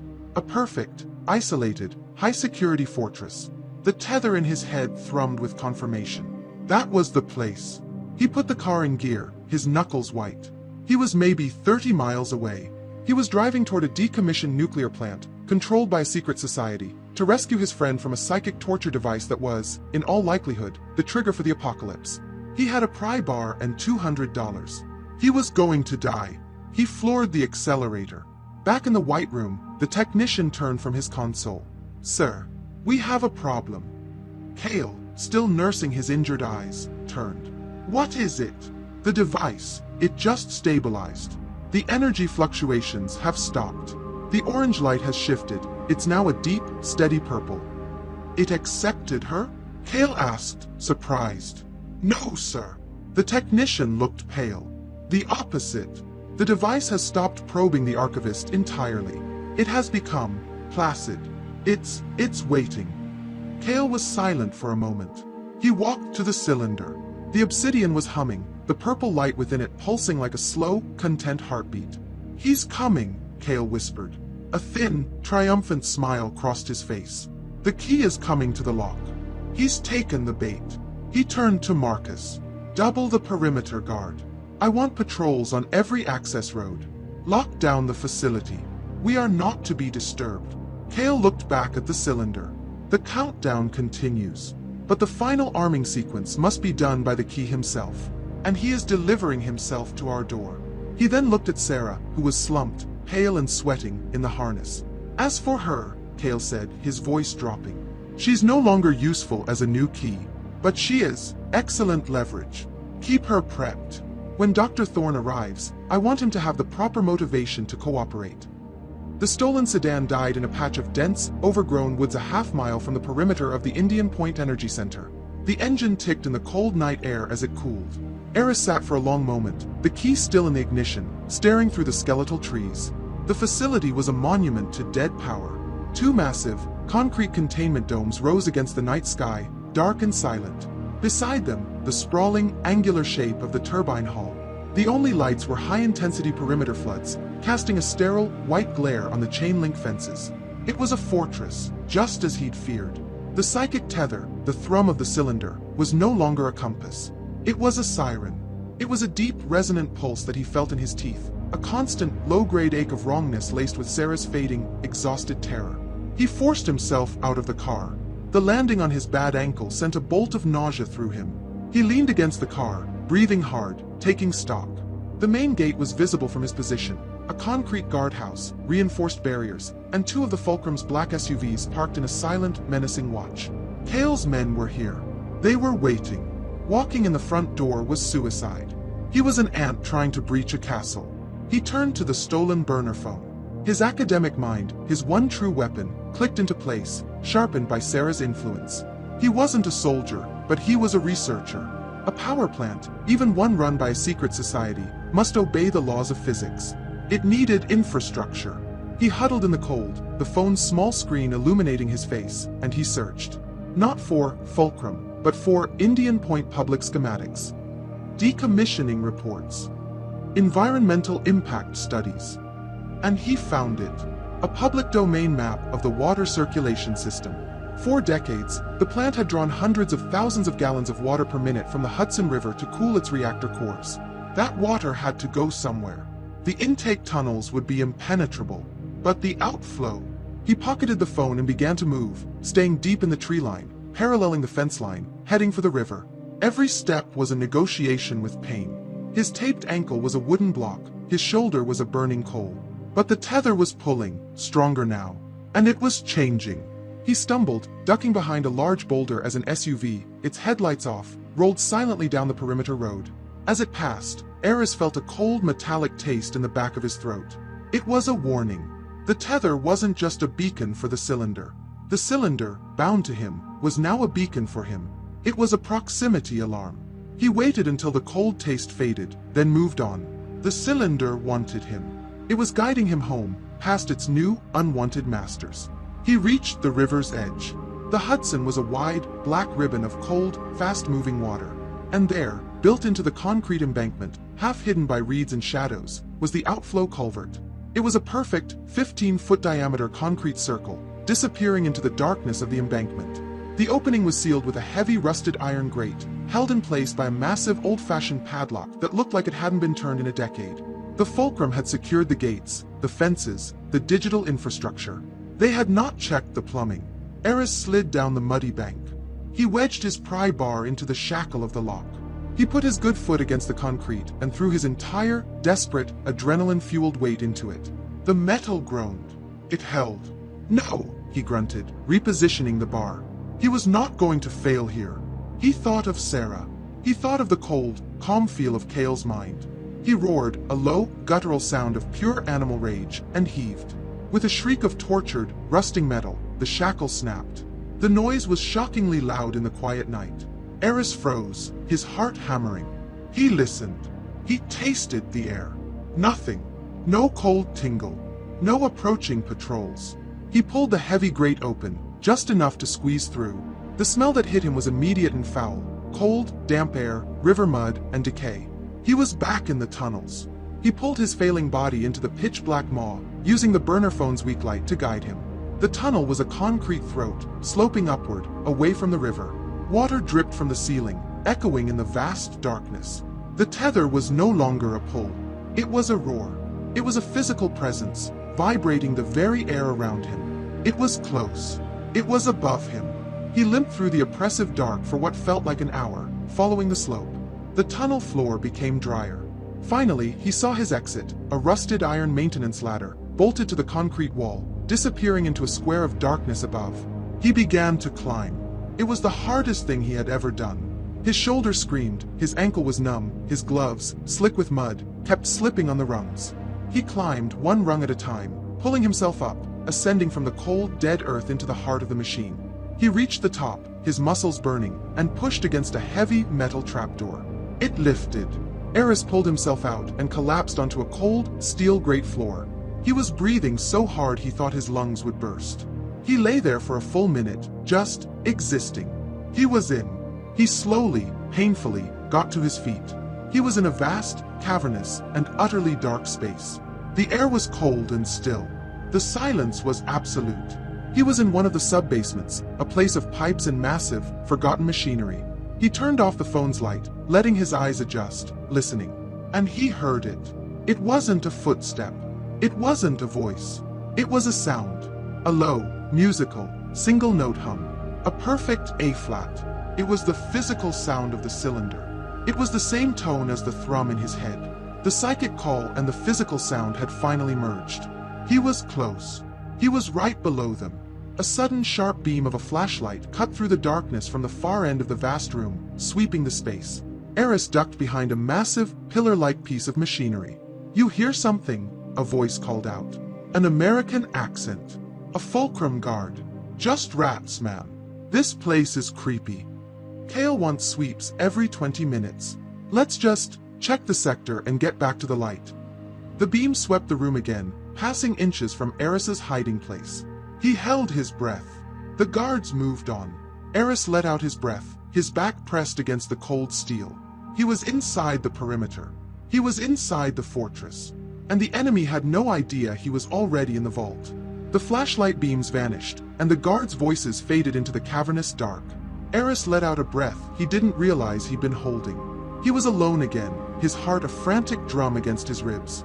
The sub-basement of the power plant was a mechanical graveyard, a forest of dead, cold steel. And through it all, the hum.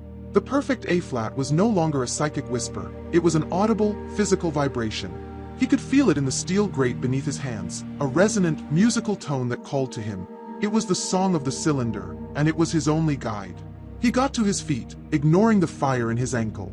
His pry bar, his only tool and weapon, became a makeshift cane. He began to move, limping between massive, defunct turbines that rose like the columns of a forgotten temple. The hum was his lodestar, pulling him not just laterally, but up. They were directly above him. As he moved, the psychic tether flared. It was no longer the blinding, raw panic of Sarah's torture. It was something new. A sharp, sudden, crystalline jolt of recognition. He stumbled, grabbing a steel handrail. She knew. On some level, trapped in that chair, she knew he was here. The connection had become a two-way street. He felt a surge of her fierce, desperate hope, and it was a more potent fuel than adrenaline. He found it, a set of steel service stairs, spiraling up into absolute blackness. He began to climb. Every step was an acoustic nightmare. The clank of his foot on the metal tread seemed to echo for miles. He moved with agonizing slowness. Step, clank, pause. Listen, step, clank. He was a crippled ghost, ascending from the tomb into the lair. He climbed for what felt like an eternity. The air grew warmer, cleaner. The smell of river mud and rust was replaced by the scent of hot plastic, ozone, and sterile, filtered air. He was reaching the inhabited part of the complex. The stairs ended at a heavy, steel fire door. A faint, artificial light bled from underneath it. A small, digital keypad, modern and sleek, was set into the wall beside it. He was stopped. He had no code. His pry bar was useless against this. He slumped against the wall, defeated. He was so close. And then he felt it again. Sarah. A sharp, clear, analytical thought, cutting through his own panic. It was not a word, but an impetus. Not the door. Look up. Aris looked up. 4 feet above the door, a wide, square ventilation duct was set into the concrete wall. The grate was old, from the plant's original construction, held in place by 4 simple bolts. His hope surged. He wedged the pointed end of the pry bar between the grate and the wall. He put his good foot on the stairs below him and leveraged his entire body weight. One of the rusted bolts shrieked and snapped. Aris froze, his body rigid, listening. He tasted the air. No cold tingle of a proximity alert. No footsteps. He was still clear. He worked on the other 3 bolts. One by one, they groaned, fought, and broke. The heavy grate fell into his hands with a dull thud. He pulled himself up, a feat of pure, agonizing will, and crawled into the dusty black shaft. It was a perfect, hidden highway. He crawled for 20 feet, following the intensifying hum. He came to a T-junction, and light. Looking down through another grate, he found himself staring directly into the belly of the beast. It was the white room from his visions. It wasn't a room, precisely. It was a massive, prefabricated, sterile laboratory, assembled like a ship in a bottle in the center of the cavernous, cathedral-like turbine hall. Its own generators hummed, its own lights blazing. The Fulcrum had built a fortress within a fortress. And he saw them. Sarah was there, just as he'd seen. She was strapped into a complex metallic chair that looked like a terrifying fusion of a dental chair and an electric chair. A silver and graphite harness was fitted over her head. Her eyes were closed, her face pale and slick with sweat, but she was breathing. She was alive. Kael was there, pacing. He was wearing dark, wraparound glasses, his eyes clearly still damaged. Marcus stood by the single entrance to the lab, as still and silent as a statue. 2 technicians in white coats hovered over consoles. And on a steel cart in the center of the room, the cylinder. It was no longer black, or blue, or orange. It was glowing with a deep, sickly, unnatural purple. It pulsed with a slow, powerful heartbeat, and the A-flat note was so loud, Aris could feel it vibrating his bones, even through the ductwork. The very air in the lab seemed to shimmer around it, distorting the light. One of the technicians, a young man, turned from his screen. His voice was tense. "Sir, the countdown has entered the terminal phase. 60 minutes. He's not here," Kael snapped, his voice a low growl. "He's late." It doesn't matter, sir," the technician said, his hand trembling. "The device is at 99% resonance. It's arming itself, with or without the primary key." Kael stopped pacing. "Explain." "The biosignature from the archivist. It's not a match, but the device is, it's forcing the protocol. It's using her as a crude catalyst. A bridge. It's burning her out, sir, but it's working. The arming sequence is proceeding." Kael looked at Sarah, slumped in the chair, with cold, clinical indifference. "It doesn't matter who or what throws the switch," Kael said. "All that matters is that the recalibration begins. The when is almost achieved. We will have our reset." Aris stared in absolute horror. He had been wrong. He had thought they needed him to activate the device. They didn't. They had found a workaround. They were using Sarah's life force as fuel, burning her alive from the inside out to hotwire the apocalypse. He didn't have to just save her. He had to stop the end of the world. And he had 1 hour. Aris lay on the cold, dusty steel of the ventilation shaft, his world reduced to a 10 by 4-inch grate. He was paralyzed. The revelation was absolute, and it was a death sentence. It's burning her out, but it's working. He had been a fool, blinded by his own academic ego, by Vance's cryptic elevation of him. He wasn't the chosen one. He was just the preferred method. In his absence, the Fulcrum, with their brutal pragmatism, had found another way. They were using Sarah as a human jumper cable, forcing the connection, and the cylinder didn't care. It was a machine. It just needed the circuit to be completed. 60 minutes. Down in the White Room, he watched Kael, the man's posture now relaxed, triumphant. He had won. The reset was coming. Continue to monitor her vitals, Kael ordered the technician, his voice crisp. If she expires before the sequence completes, we'll have to find a replacement. But the bridge is established. The countdown is irreversible. A cold, hard rage, unlike anything Aris had ever felt, burned away his despair. It was an anger so pure it was almost silent. He would not let them expire her. He looked at Sarah, slumped in the chair. Her body was rigid, her fingers clenched on the armrests, a thin sheen of sweat on her face. She was in a living nightmare. I'm here, Sarah, he thought, projecting with all his might. He pushed his own consciousness down the psychic tether, past the pain, past the fear. I'm here. Hold on. He felt a jolt, a flash of her agony, but then something else. A flicker of recognition. A surge of her own stubborn, defiant anger. She knew. On the lab floor, the technician monitoring the consoles suddenly looked up, his brow furrowed. Sir, what is it? Kael snapped, annoyed. The device, it's fluctuating again. The purple light is flickering. It's shifting toward blue. Kael whirled, staring at the cylinder. The steady purple pulse wavered, and for a second, a brilliant clear blue, the color of the map, the color of its true activation, shone through. What's she doing? Kael demanded, striding towards Sarah. It's not her, sir, the technician said, his voice rising in panic. The device it's detecting a secondary resonance signature. A stronger one. It's outside the lab. It's here. Kael froze. He slowly lifted his head, his gaze sweeping the ceiling of the turbine hall, moving toward the ventilation shaft. He couldn't see Aris, but he knew. Thorne, he whispered, his voice a low, venomous hiss. He's here. He's in the building. He jabbed a finger at Marcus. Lock this room now. Get the internal defense grid online. Find him. Marcus moved, his hand slamming a red button on the wall. Heavy, metallic thunks echoed as magnetic locks on the lab's single door engaged. Aris scrambled backward into the darkness of the shaft. The hunt was on. He was trapped. He was in the ventilation system, and they knew it. They would flood it with gas, or send men in. He had to get out. He had to get down. He half crawled, half fell back to the steel service stairs, his mind racing. He couldn't fight them. He couldn't outrun them. He had one advantage, and one only. He was the true key. The cylinder, which had been listening to Sarah's forced, static-filled signal, had now heard the true, resonant note. It was a machine torn between two masters. And that gave him an idea. He didn't run away from the sub-basement. He ran toward it. He needed a distraction. He needed to create chaos. He had to attack the lab itself. He half ran, half fell down the spiral stairs, his pry bar clanging on the steps. He didn't care about the noise now. Speed was everything.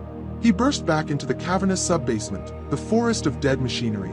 The audible hum of the cylinder was everywhere now, a maddening, beautiful, terrifying song. He's in the sub-level, a voice shouted from above. Footsteps. Guards.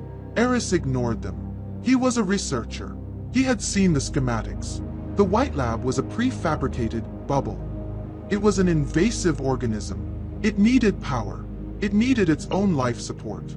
He ran, limping, along the concrete wall, following the hum. And then he saw it. It wasn't the old, dead infrastructure of the plant. It was new. A massive, thick bundle of bright orange-jacketed cables, as thick as a man's arm, snaking out of the ceiling from the lab above. It ran down the concrete wall and into a newly installed, high-voltage transformer that was buzzing with power. It was the lab's umbilical cord. There he is. A flashlight beam, bright as a star, pinned Aris against the wall. A guard was on a catwalk above, perhaps 50 yards away. "Don't move! Hands up!" Aris didn't hesitate. He raised the pry bar. "Don't!" the guard shouted. "That's the primary conduit. You'll kill everyone, yourself included." Aris looked at the transformer. It was marked with a dozen warnings. 40,000 volts. Lethal hazard. He was the key. The cylinder was bound to him. But it was also a machine. What happened if its power source was suddenly, violently, cut? "It's a countdown," Kael had said. "Irreversible. But a computer with no power can't count." Aris gripped the pry bar in his gloved hands. "I said, don't move." The guard was closer now, running. Aris looked at the bundle of cables. He thought of Sarah, sweating in the chair. He thought of the world, unknowing, 60 minutes from a recalibration. He swung the steel pry bar with all the strength he had left, aiming for the spot where the cables entered the transformer. He didn't know if it would free Sarah, or simply kill her. He didn't know if it would stop the countdown, or just unleash the cylinder's power in a raw, explosive, uncontrolled blast. He didn't care. He was a scientist. It was time to run the experiment. He swung, a roar of pure, desperate defiance on his lips, as the first bullet from the guard's rifle sparked off the concrete wall, inches from his head. The thwack of the bullet striking the concrete wall next to his ear was simultaneous with the sound of his world ending. The steel pry bar hit the orange conduit. The result was not a simple spark. It was a biblical explosion of light and sound. A blinding, ozone-white arc flashed from the transformer, vaporizing the tip of the pry bar and throwing Aris backward. The electrical concussion was a physical blow, slamming him against the far concrete wall. The air crackled, smelling of burned plastic and ozone. Then, absolute darkness. The guard's flashlight was dead. The hum of the transformer was dead. The distant, ambient hum of the facility systems was dead. And the cylinder song, the perfect A-flat that had been vibrating in Aris's bones, was gone. The silence was more terrifying than the noise. For a single, perfect second, the psychic tether in his head snapped. The connection vanished. It was like being blinded, deafened, and thrown into a void all at once. There was no Sarah. There was no cylinder. There was nothing. "Ack! My eyes!" the guard screamed from the catwalk. The arc flash had temporarily blinded him. He was firing blind, bullets ricocheting wildly in the vast, dark sub-basement. This was his chance. Aris, his body one screaming protest, his vision swimming with purple spots, scrambled on his hands and knees. He didn't run. He crawled, like an animal, into the forest of dead machinery, putting tons of steel between himself and the guard. He heard the guard stumbling, cursing, fumbling for a radio. "He's in the dark. Sector 4. He cut the primary power." Aris didn't stop. He had to get back to the stairs. He had to get to Sarah. He was 20 feet from the stairwell when the tether reconnected. It did not return as a thrum. It did not return as a hum. It returned as a psychic scream. It was the sound of a machine in agony, a digital mind ripped from its process and thrown into a critical, panicked reboot. It was a feeling of pure, cold, logical terror. He had not stopped the countdown. He had just hit the reset button on a live bomb.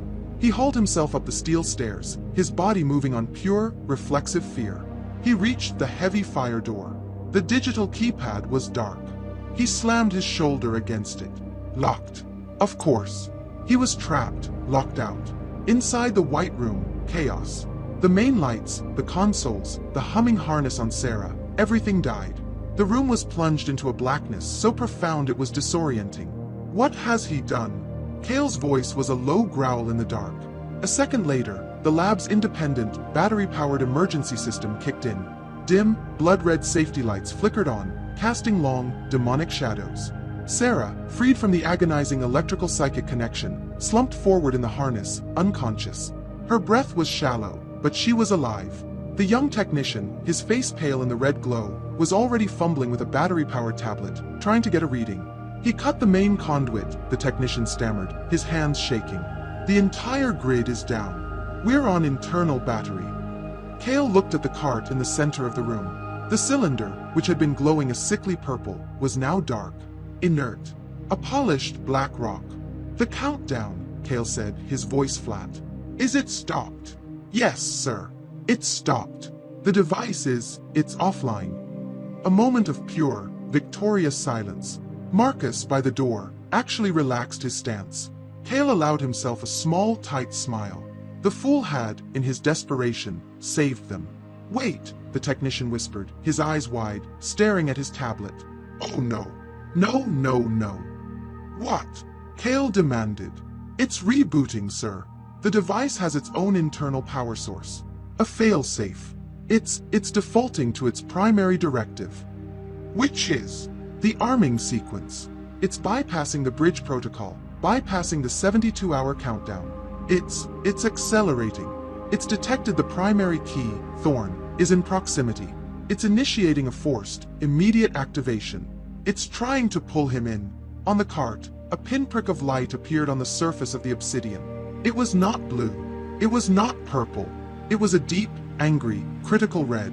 The cylinder began to vibrate, not with a hum, but with a discordant, low-frequency rattle, like stones in a box.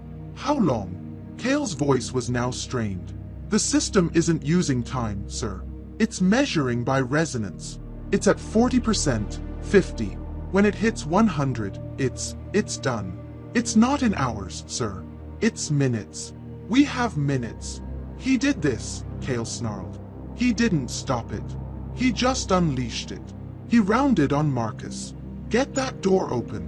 The maglocks are on internal battery. Get them overridden. Now."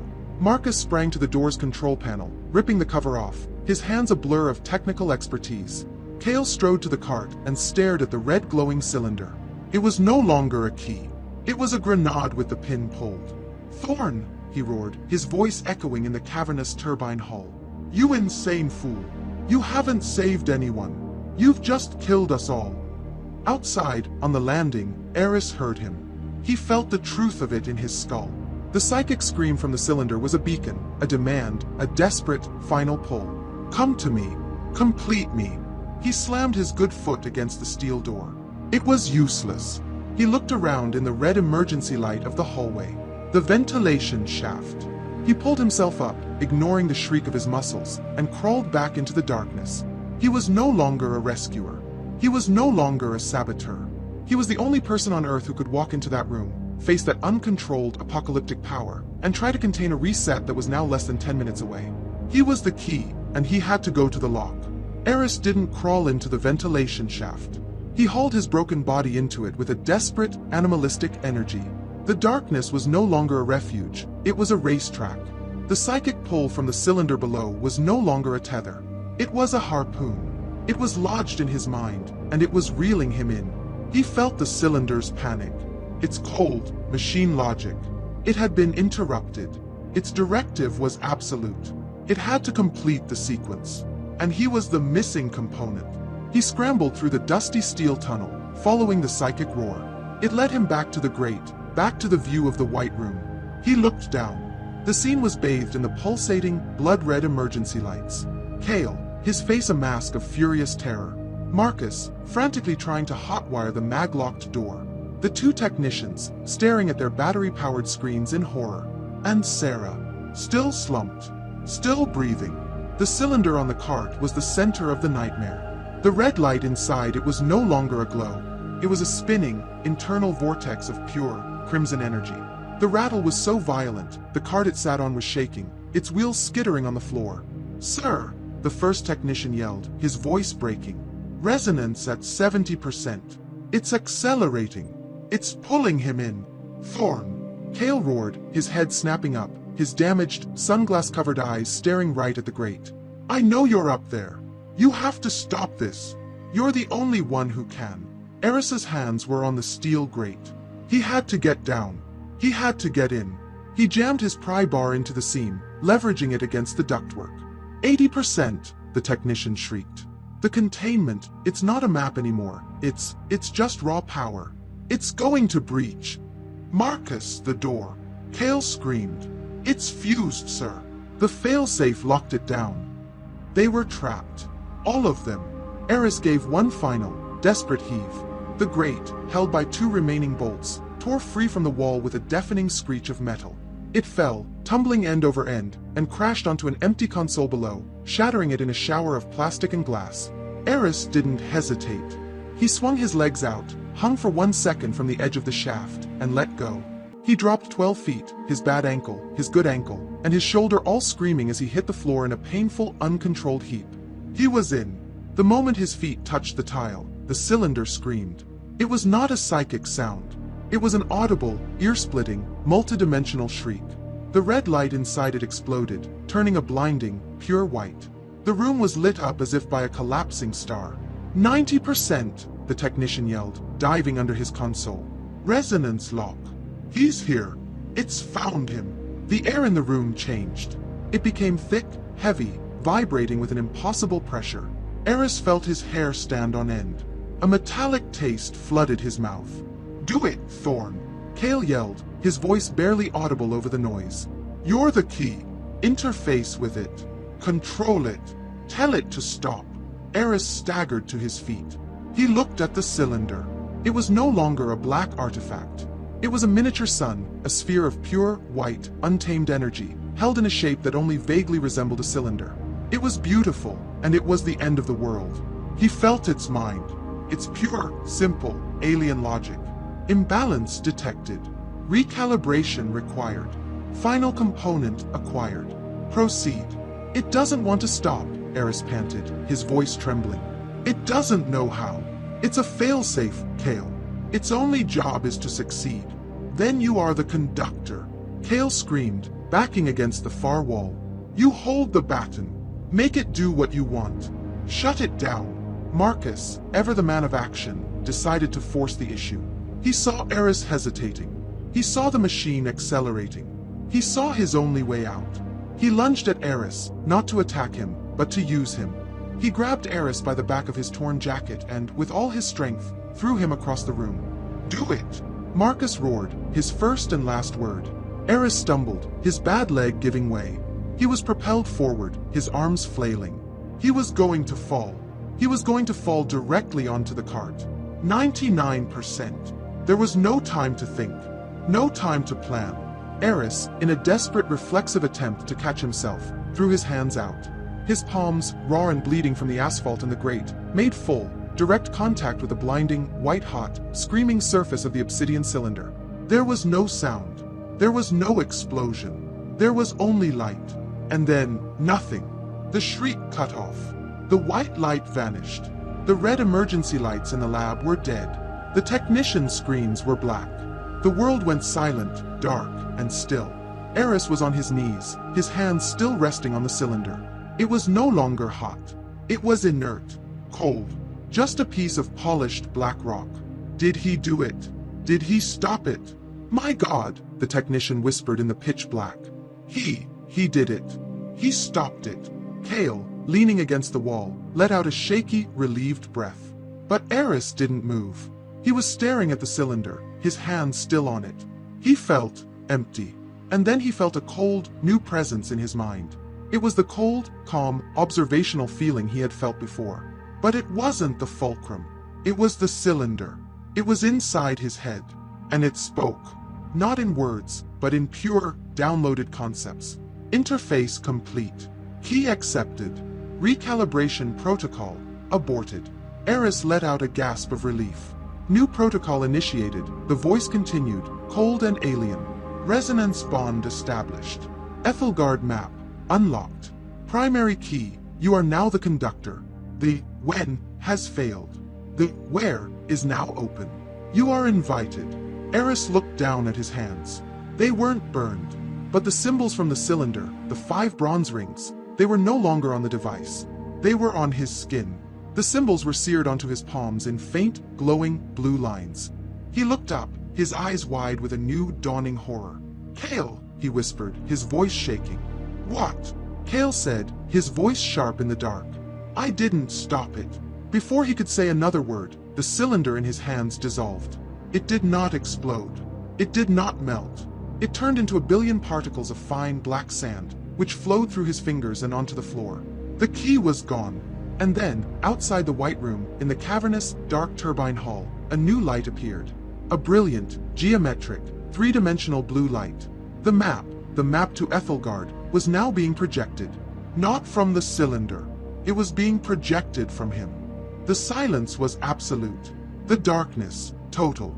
And then, a soft, ethereal blue light filled the room. It pulsed, gentle as a heartbeat, casting away the shadows. Kael, his face a mask of shock, was illuminated. Marcus, frozen by the door, was a statue. The two technicians, huddled under their console, stared, their mouths open. The light was coming from Aris. He was still on his knees, his hands on the floor where the cylinder had turned to sand. He lifted them. The 5 ancient, geometric symbols that had once encircled the bronze rings were no longer on the device. They were seared into his palms, glowing, undeniable lines of blue fire etched into his skin. And from them, from his very flesh, the map projected.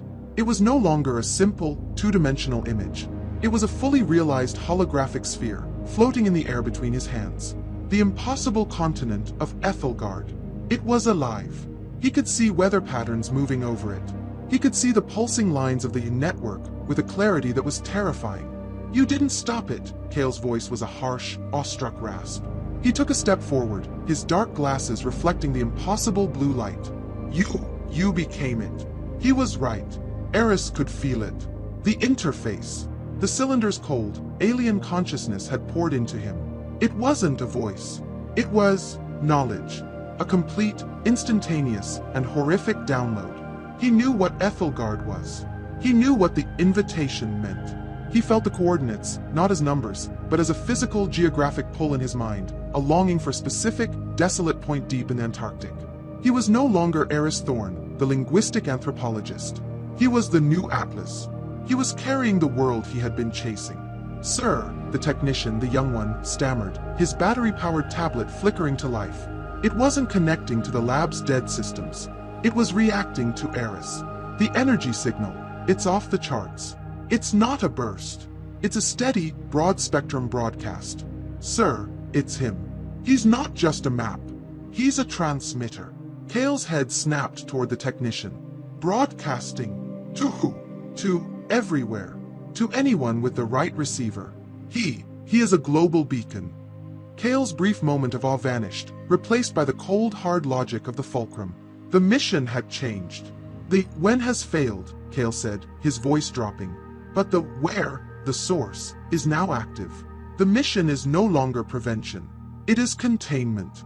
And you, Dr. Thorne," he said, turning his full, cold attention on Aris, "are the contamination." Aris ignored him. He looked past Kael, his blue light falling on the metallic chair. "Sarah." He staggered to his feet. His ankle was a distant, secondary pain. The map, the glowing sphere of light, moved with him, tethered to his hands. He limped to her. She was unconscious, her face pale, her hair matted with sweat. But she was breathing. The harness was dark and inert. He fumbled with the complex latches, his glowing hands shaking. "Marcus," Kael ordered. "Secure the asset. We are leaving." Aris heard the heavy, purposeful footsteps of the silent agent approaching from behind. He didn't look back. "Don't," Aris said. His voice was different. It was his own, but it was layered with the cold, resonant frequency of the cylinder.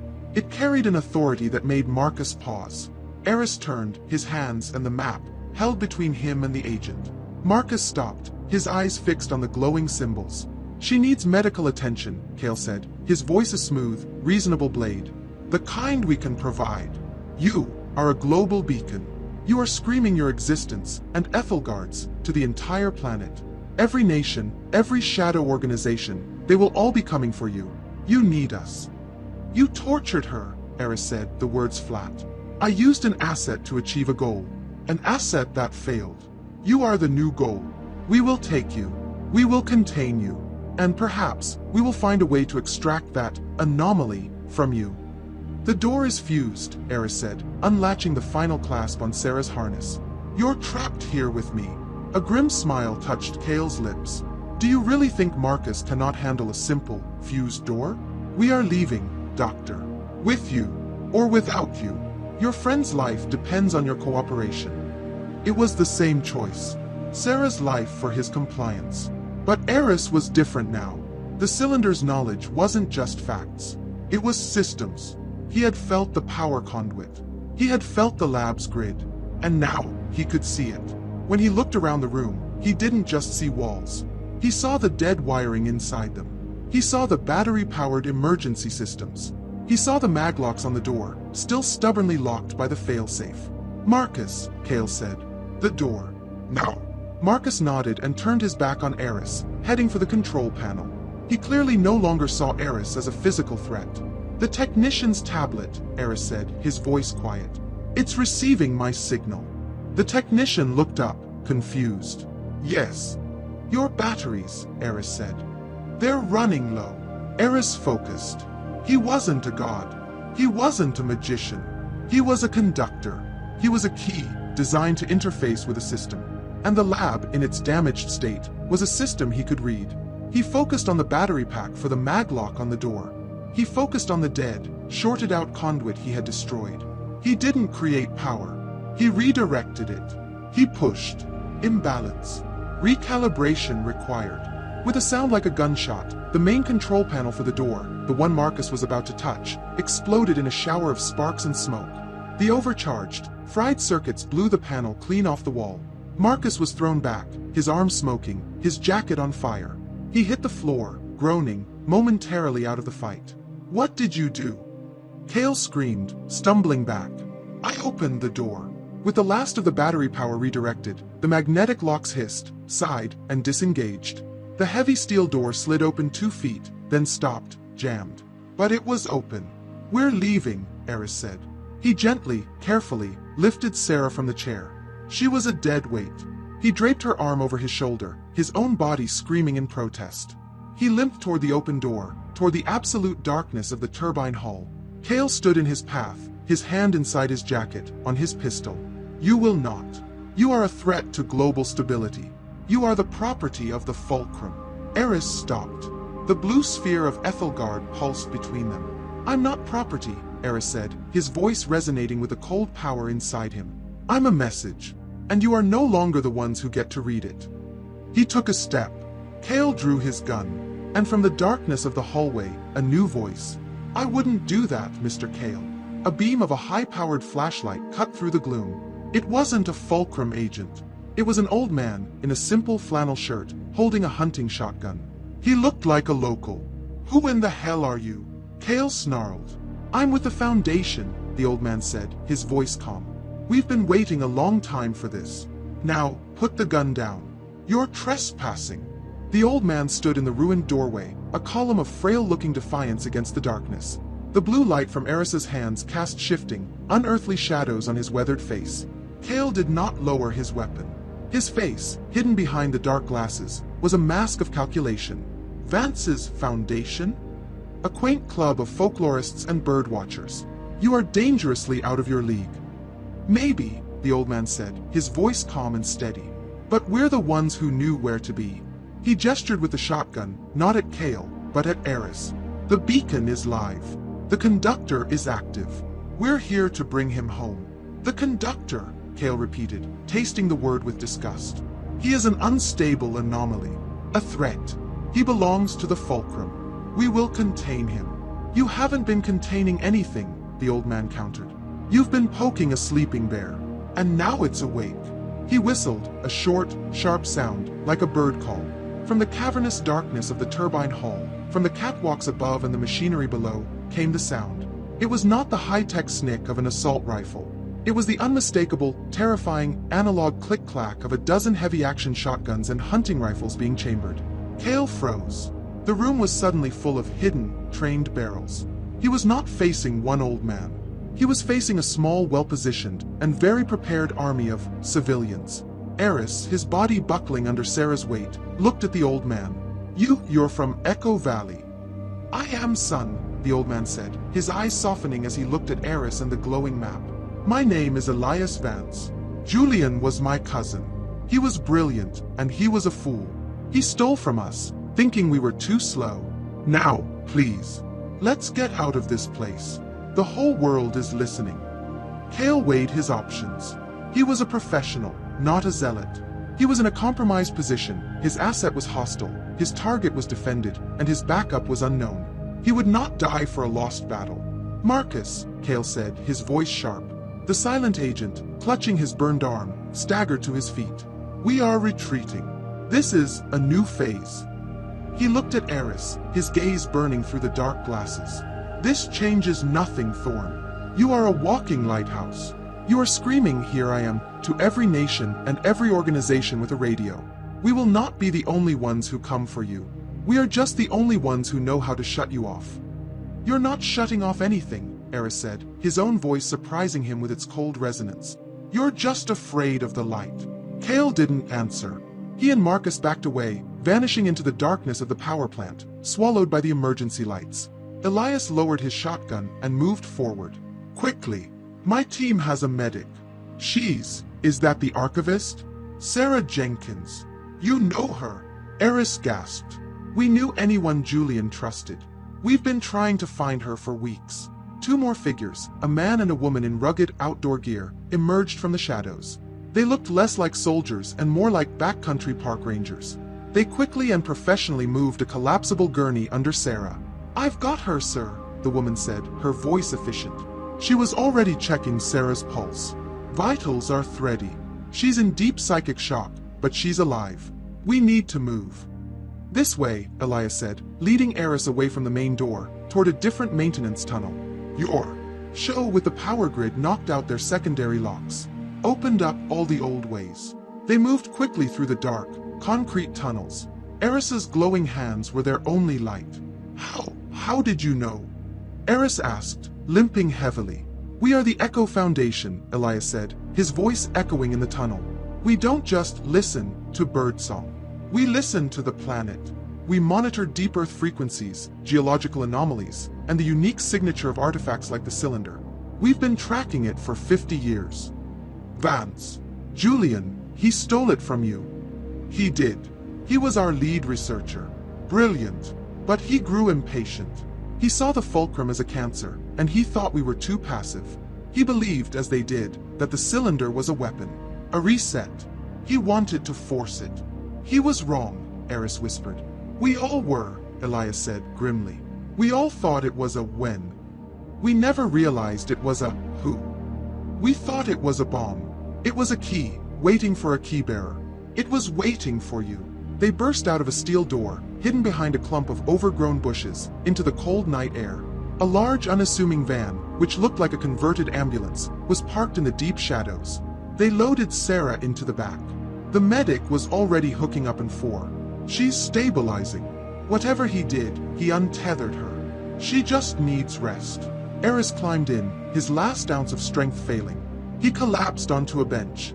The blue glow in his palms faded, like embers dying, leaving the faint, tattoo-like symbols on his skin. The map was gone. Elias climbed in after him and shut the doors. The van's engine started, and they began to move, pulling onto a dark, unpaved service road. Aris looked at his hands, now just scarred flesh. It's over. No, son, Elias said, his face grave in the dim interior light. It's just begun. The map is gone, but the signal is not. You are broadcasting. You've been doing it for about 15 minutes. We brought this. He pointed. In the corner of the van was a complex-looking radio receiver. The screen was showing a cascade of encrypted, high-frequency signals. What is that? That, Elias said, is the sound of the world waking up. We're already tracking signals from Beijing, from Moscow, and from a private satellite uplink in Langley, Virginia.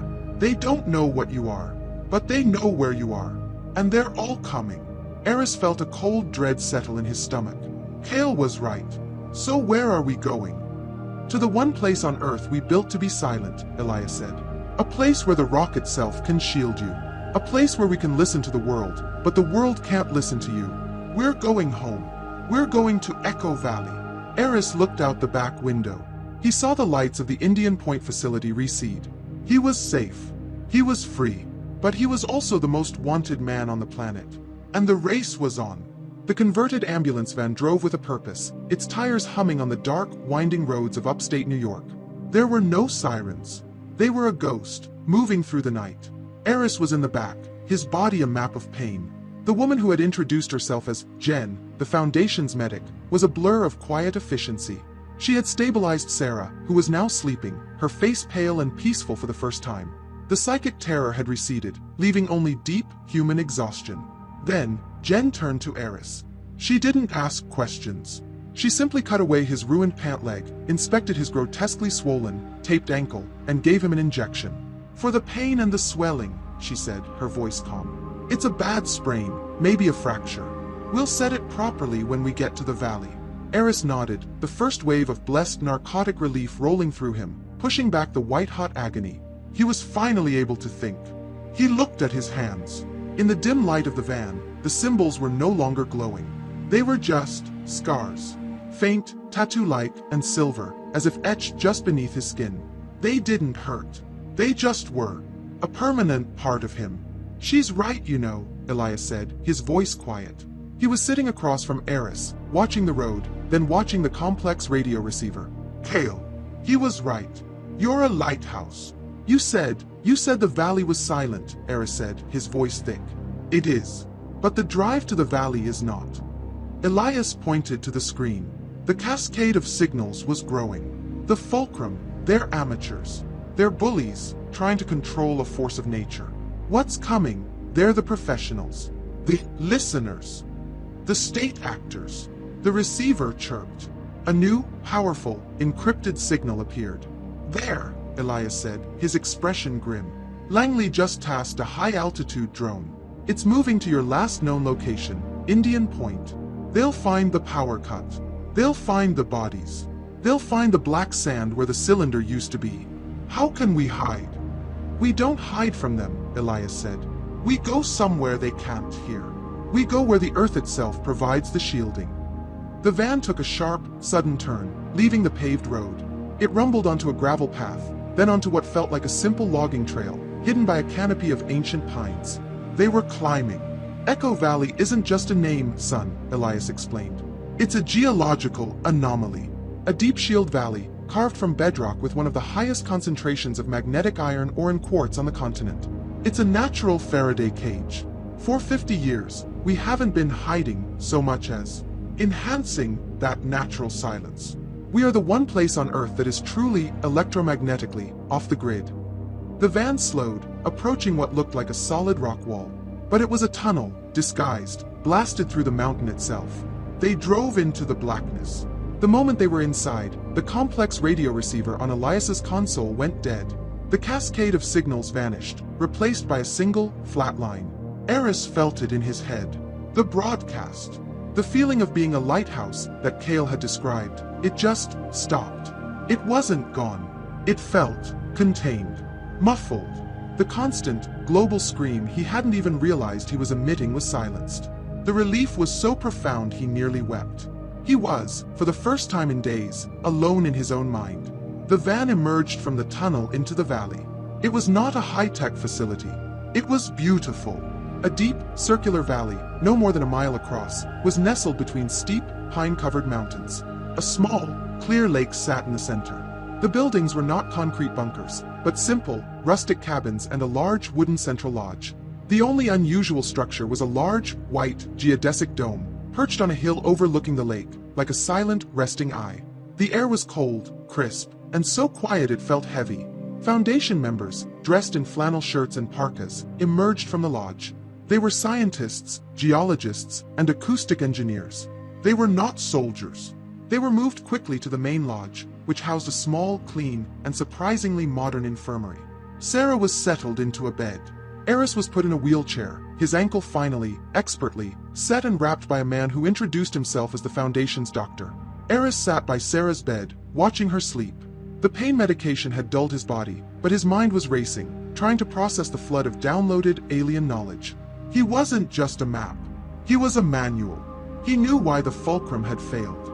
He knew why Vance had been wrong. He held up his scarred hand. He focused. He remembered. A faint, blue light, no brighter than a firefly, flickered on the symbol in his palm. He had control. He heard a soft groan. Sarah's eyes were fluttering. "Aris!" Her voice was a dry, cracked whisper. The room. The chair. "It's over," Aris said, his voice hoarse. He wheeled himself closer, taking her hand. His own was warm. "We're safe. I'm here. You're safe." She blinked, her eyes focusing. She looked at him, then at their joined hands. She saw the faint, silvery scar on his palm. My God, she whispered, her fingers tracing the alien symbol. The cylinder. Aris, what happened to you? I don't know, he said, the lie tasting like ash. He did know. I think I'm the map now. The infirmary door opened. Elias Vance stood there. His face was etched with a new, deeper worry. She's awake. Good. I'm sorry to interrupt, but you both need to see this. The valley is silent, Aris. But the rest of the world has just started to shout. Elias led them, Aris in the wheelchair, Sarah leaning on a cane, out of the lodge and up the path to the geodesic dome. Inside, it was not a telescope. It was the heart of the Echo Foundation. The entire dome was a massive analog listening post, constructed from vast, intersecting rings of copper and suspended quartz crystals. It was a pre-digital marvel, designed to listen not to radio waves, but to the Earth's most subtle, deep-frequency, resonant tones. In the center was a huge, illuminated, analog map of the globe. We are shielded, Elias said, pointing to the map. But we are still listening. When you booted up, Aris, you sent out a single, massive data burst. A call. And the world is answering. On the map, lights were blinking. Langley, Moscow, Beijing. We expected them. But in the last hour, new lights flickered to life. London, Berlin, a private, corporate signature in Tokyo, another in Brazil. They're not just looking for you anymore, Elias said, his voice grim. They're trying to replicate your signal. They're trying to talk back. They're all, independently, trying to make first contact. Contact with who? Sarah asked, her voice weak. With you, Aris, Elias said. Or with whatever they think you're the receiver for. Aris stared at the map, at the lights blinking, a switchboard of global superpowers.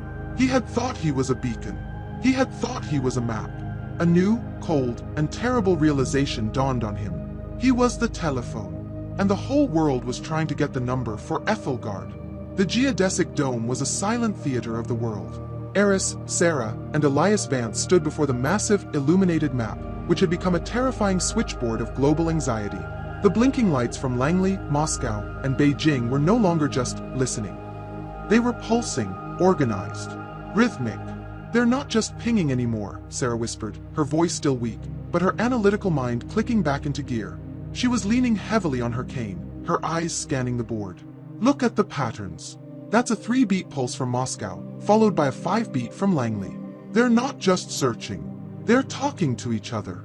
They're coordinating. They're forming a coalition, Elias said, his voice grim. To hunt one man. To hunt a what? Aris corrected, his gaze fixed on the map. The narcotic was dulling the pain, but it sharpened the cold, alien knowledge that was now part of him. The download. They don't know I'm a man. They think I'm an event. A signal from elsewhere. He's right, Sarah said.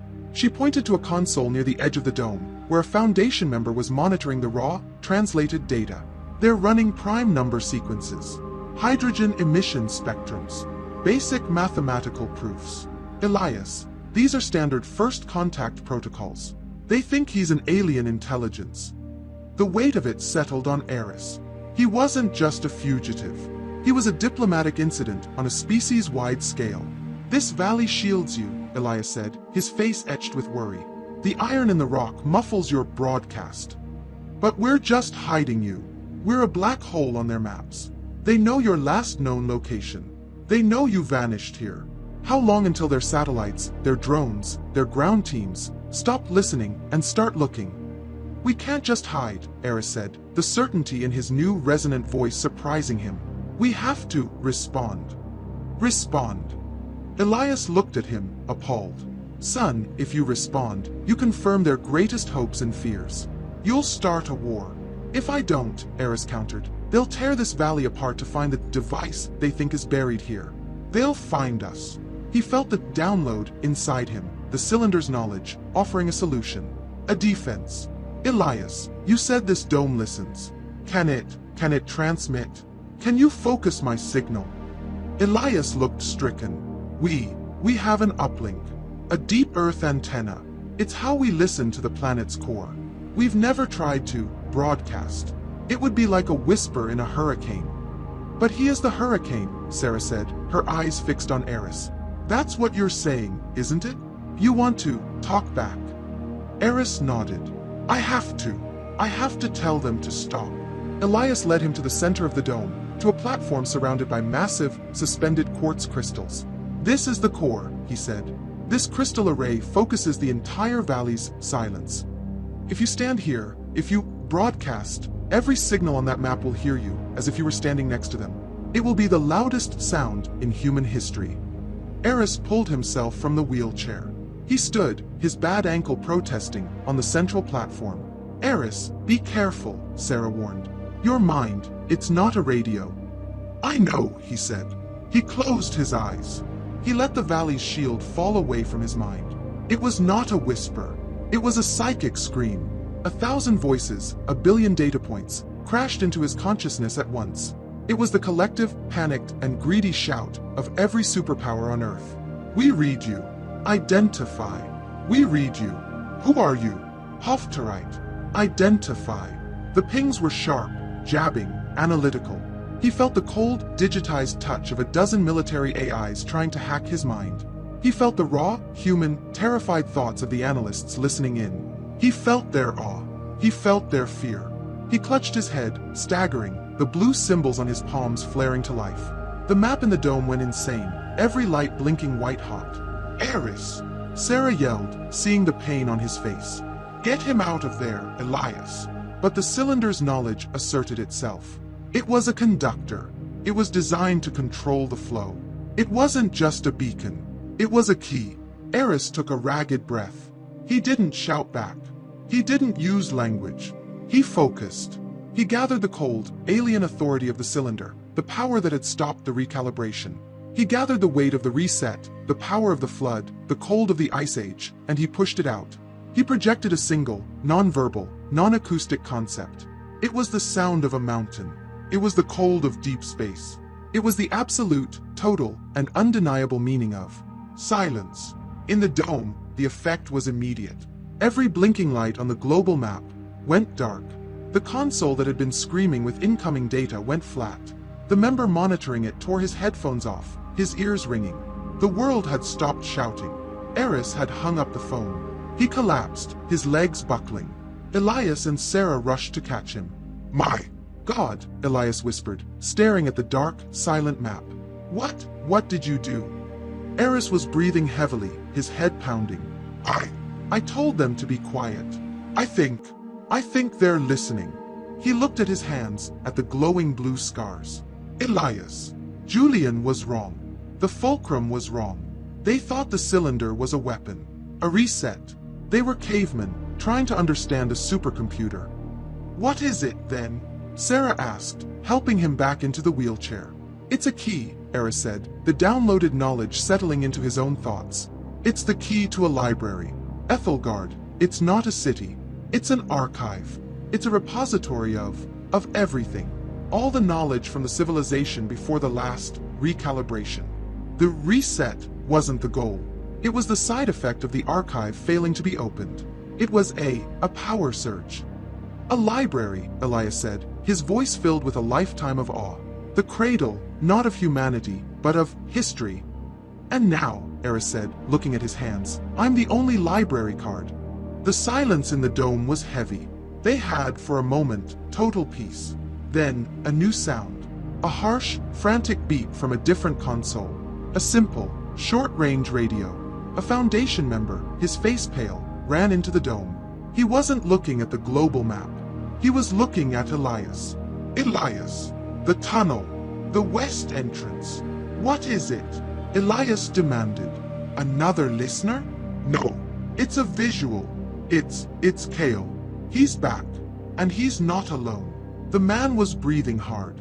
He's got a convoy. 4 Humvees. They're not Fulcrum, sir. They're ours. They're US Army. They're blasting the tunnel. The Foundation members' words hung in the supercooled air of the dome. They're blasting the tunnel. It was a sentence that did not compute.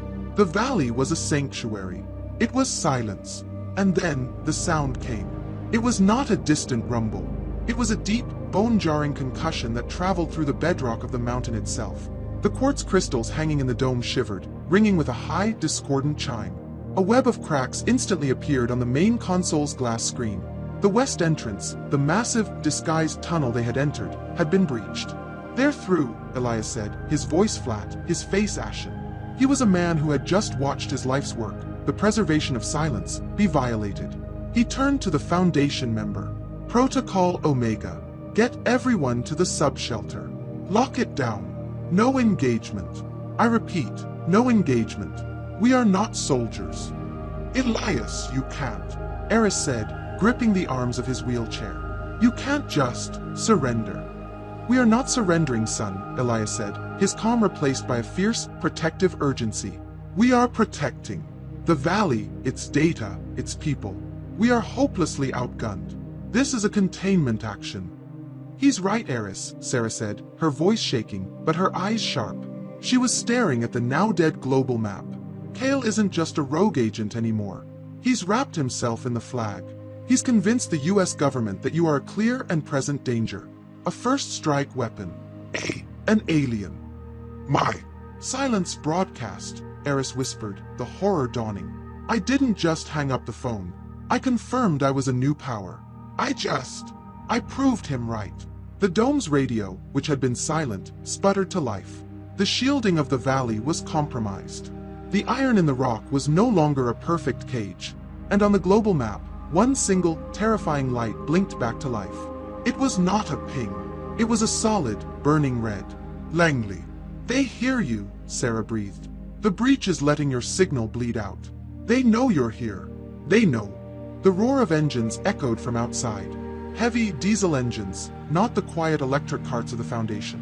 Headlights, powerful and military-grade, swept across the dome's white exterior, painting the interior with frantic, moving shadows. Aris pushed himself to the dome's entrance. He looked out. It was an invasion.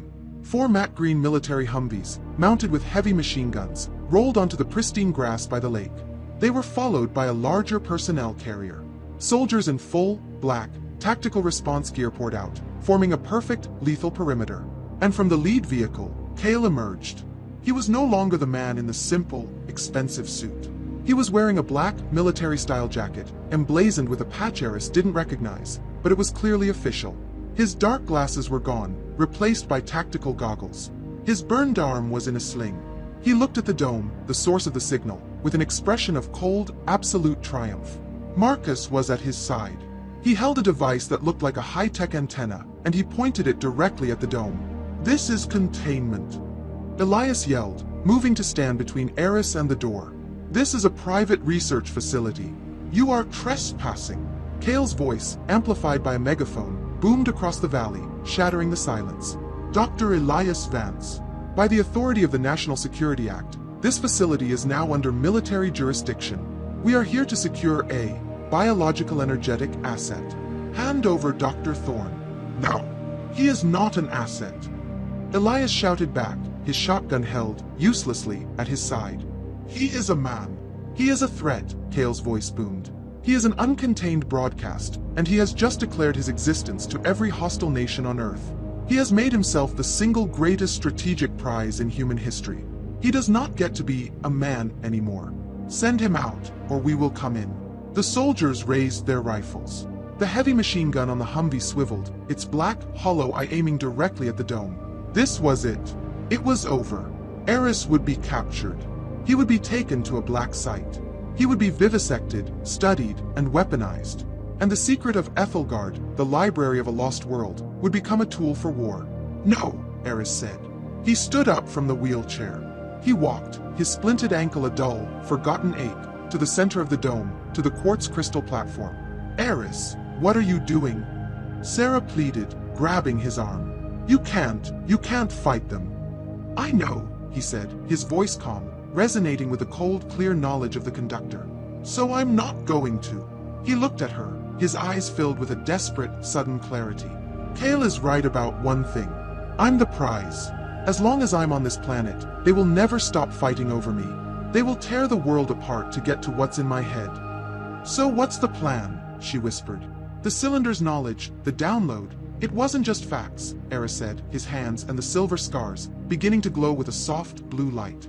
"It was an invitation. The when failed, remember? But the where is open.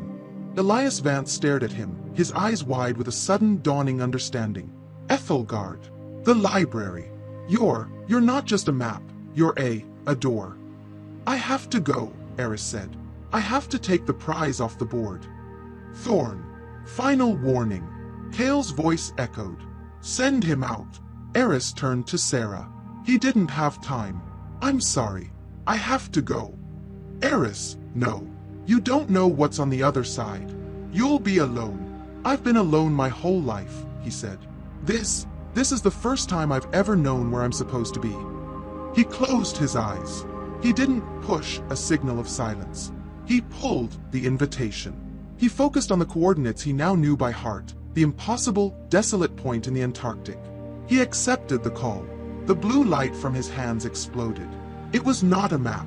It was not a projection. The light shot from his palms, not as an image, but as a force. The quartz crystals in the dome lit up, screaming with a pure, harmonic tone. The light from his hands twisted, tearing a hole in the very air in front of him. It was a swirling, vertical, 10-foot-tall disk of pure, geometric light. It was a doorway. Through it, Aris didn't see the dome wall. He saw snow. He saw a black, star-filled sky. He saw the impossible, dark spires of a city that should not exist. Outside, Kael and the soldiers stopped. They lowered their weapons, staring in pure, unfiltered shock at the geodesic dome, which was now pulsing with an internal blue light so bright it was like a new sun. What is he doing? Kael roared, his triumph turning to panic. He's not a beacon. He's a bridge. Stop him. Fire. But it was too late. Aris Thorne, the conductor, the living map, turned and took one final look at Sarah. Then, he limped forward and stepped into the light. The doorway snapped shut behind him, plunging the dome and the valley into absolute, sudden darkness. The transition was not gentle. It was not a step. It was a violent, instantaneous pull. Aris felt a sensation of infinite crushing pressure, as if his body were being squeezed through a single point of light. The blue doorway vanished, not closing, but shattering like a pane of glass. He was thrown out, collapsing onto a surface that was not snow. It was hard, perfectly smooth, and cold beyond all measure. It felt like polished glass. He gasped, but the air that filled his lungs was razor-thin, searing his throat. It was clean, sterile, and held almost no warmth. He pushed himself up, his body screaming, his glowing hands the only source of light. He was on a vast, black, circular platform. The material was obsidian, the same impossible, seamless material as the cylinder. He looked down. The platform was transparent. Below his feet, he saw machinery. Not gears and pistons, but a silent, three-dimensional lattice of blue, geometric light, a web that descended into an unfathomable, dark abyss. He was standing on the lock he had just opened. He looked up. The dark spires he had glimpsed were real. They were not buildings. They were structures. They rose, miles high, blacker than the sky, piercing a celestial tapestry that was all wrong. The stars were too bright, too numerous, and in constellations he had never seen. There was no moon. There was only a faint, gaseous nebula of purple and green, hanging in the void like a torn veil. And the silence. It was not the muffled silence of the valley. It was the dead silence of a vacuum. There was no wind, no weather, no life. The temperature was so low that his breath did not fog. It crystallized, falling to the ground in a fine, glittering dust. He would be dead in minutes. It's a library, he whispered, his voice a dry, rasping sound. A library in a tomb. He had made a terrible mistake. He had saved the world from a fight, only to sentence himself to a cold, lonely death. He looked at his hands. The blue glow of the symbols was fading, the light dying in the overwhelming cold. The invitation had been a lie. Interface incomplete, a voice, the cold, alien voice from the cylinder, spoke inside his mind. Conductor integration required. Please proceed to the central node. As the thought formed, the platform beneath his feet lit up. A single, glowing, blue line, one of the symbols from his palm, appeared on the black obsidian floor. It shot out from his feet, a path of light, leading toward the center of the vast, open-air platform. He had no choice. Follow the light, or freeze to death in the dark. He limped, his splinted ankle a block of ice, following the glowing path. It led him to the very center of the platform. There, a small, obsidian plinth rose from the floor, its top perfectly flat. Place the key, the voice in his head commanded. He looked at his hands. He was the key. He hesitated, then pressed his scarred, silver-marked palms flat onto the cold, black surface. The click was not a sound. It was a feeling. It was the feeling of his consciousness, his very self, slotting into a system. The faint, blue light on the platform exploded. It rushed up his arms, a painless, cold fire, illuminating his veins, his bones, his nervous system. The knowledge from the download at Indian Point, which had been a chaotic flood, suddenly indexed. He was no longer Aris Thorne, the man. He was Aris.Conductor, an administrator. He was plugged in. The pain in his ankle vanished. The cold in his lungs vanished. He was no longer just a body. He was a node. And the library opened for him. The black spires, miles away, lit up from within. Beams of blue data shot between them, a silent, complex, and beautiful network. The abyss below his feet became a galaxy of information. He saw it all. He saw them. The civilization before. The builders. They were not human. They were older. They had built this archive, this hard drive, in the most stable, silent place on the planet, the Antarctic bedrock, safe from tectonic shifts, safe from solar flares. They had built the cylinder, the key, and they had programmed the recalibration as a simple, logical, background task. If the archive is not accessed, if a conductor does not integrate after one cycle, 100,000 years, assume the dominant species has failed. Clean the slate. Begin again. Vance hadn't been wrong to call it a reset. He was just wrong about why. It wasn't a punishment. It was a gardening tool. Aris had not stopped the reset. He had just walked in and signed the guest book. He had proven that humanity, or at least one human, was sentient enough to open the door. He had, in a single desperate act, validated all of human history. Integration complete, the voice in his head said, now clear, crisp, and no longer cold. It was receptive. Welcome, conductor. The archive is now active. All systems are at your disposal. Aris opened his eyes, though he hadn't realized they were closed. He was still himself. He was still Aris. But he was more. At my disposal, he whispered. He lifted his hands from the plinth. The blue sphere of the holographic map, the map of Earth, appeared between them. But it was no longer just a map. It was an interface. A control panel. He saw the globe, and he saw everything. He saw the signals he had silenced. He saw the black Humvees in the Echo Valley, surrounding the dome. He saw Kael, his face white, staring at the spot where the portal had vanished. He saw Sarah and Elias, huddled in the dome, safe. He felt the cold, logical mind of the archive waiting. Patient. Imbalance detected, the system whispered in his mind. Multiple security breaches at Echo Valley location. Active threats to conductor's support staff. Threat profile, Fulcrum. Threat profile, United States military. Aris stared at the map. He could see tiny, red, hostile icons. He could feel them. Lethal protocols are available. Recalibration protocols are available. The archive, this vast, ancient, planetary machine, was offering him the choice. It was offering him the reset button Kael had craved and Vance had died for. With a single focused thought, he could wipe the Humvees, Kael, and the entire military presence from the face of the Earth. He could recalibrate his problem. He stared at the red icons. He felt the cold, seductive, easy logic of the machine. The simple, clean, delete function. Authorize. The archive asked. Authorize. The question was not a word. It was a cold, simple, logical offering. It hung in Aris's new consciousness, a single, binary choice. One thought, and the threat would be gone. One focused desire, and the lives of Kael, Marcus, and the soldiers who had invaded his sanctuary would be, quite simply, recalibrated. Deleted. Aris stood on the obsidian platform, the administrator of an entire planet's history. He felt the cold, seductive power of the archive. It was so easy. It was the ultimate, clean solution. It was the choice Julian Vance, in his messianic madness, would have made in a heartbeat. It was the choice Kael, in his lust for control, would have killed for. Aris looked at the holographic map floating before him, the map that was now his. He saw the red icons in the Echo Valley, the threats.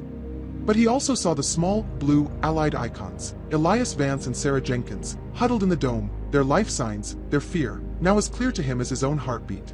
To use this power, even to defend them, would be to prove Kael right. It would be to become the inhuman weapon they feared. It would be to lose the very thing that had made him the key in the first place, his messy, chaotic, and flawed humanity. He had not come this far to become another version of his enemy. He gathered his will, the human part of him, and he pushed it into the alien interface of the archive.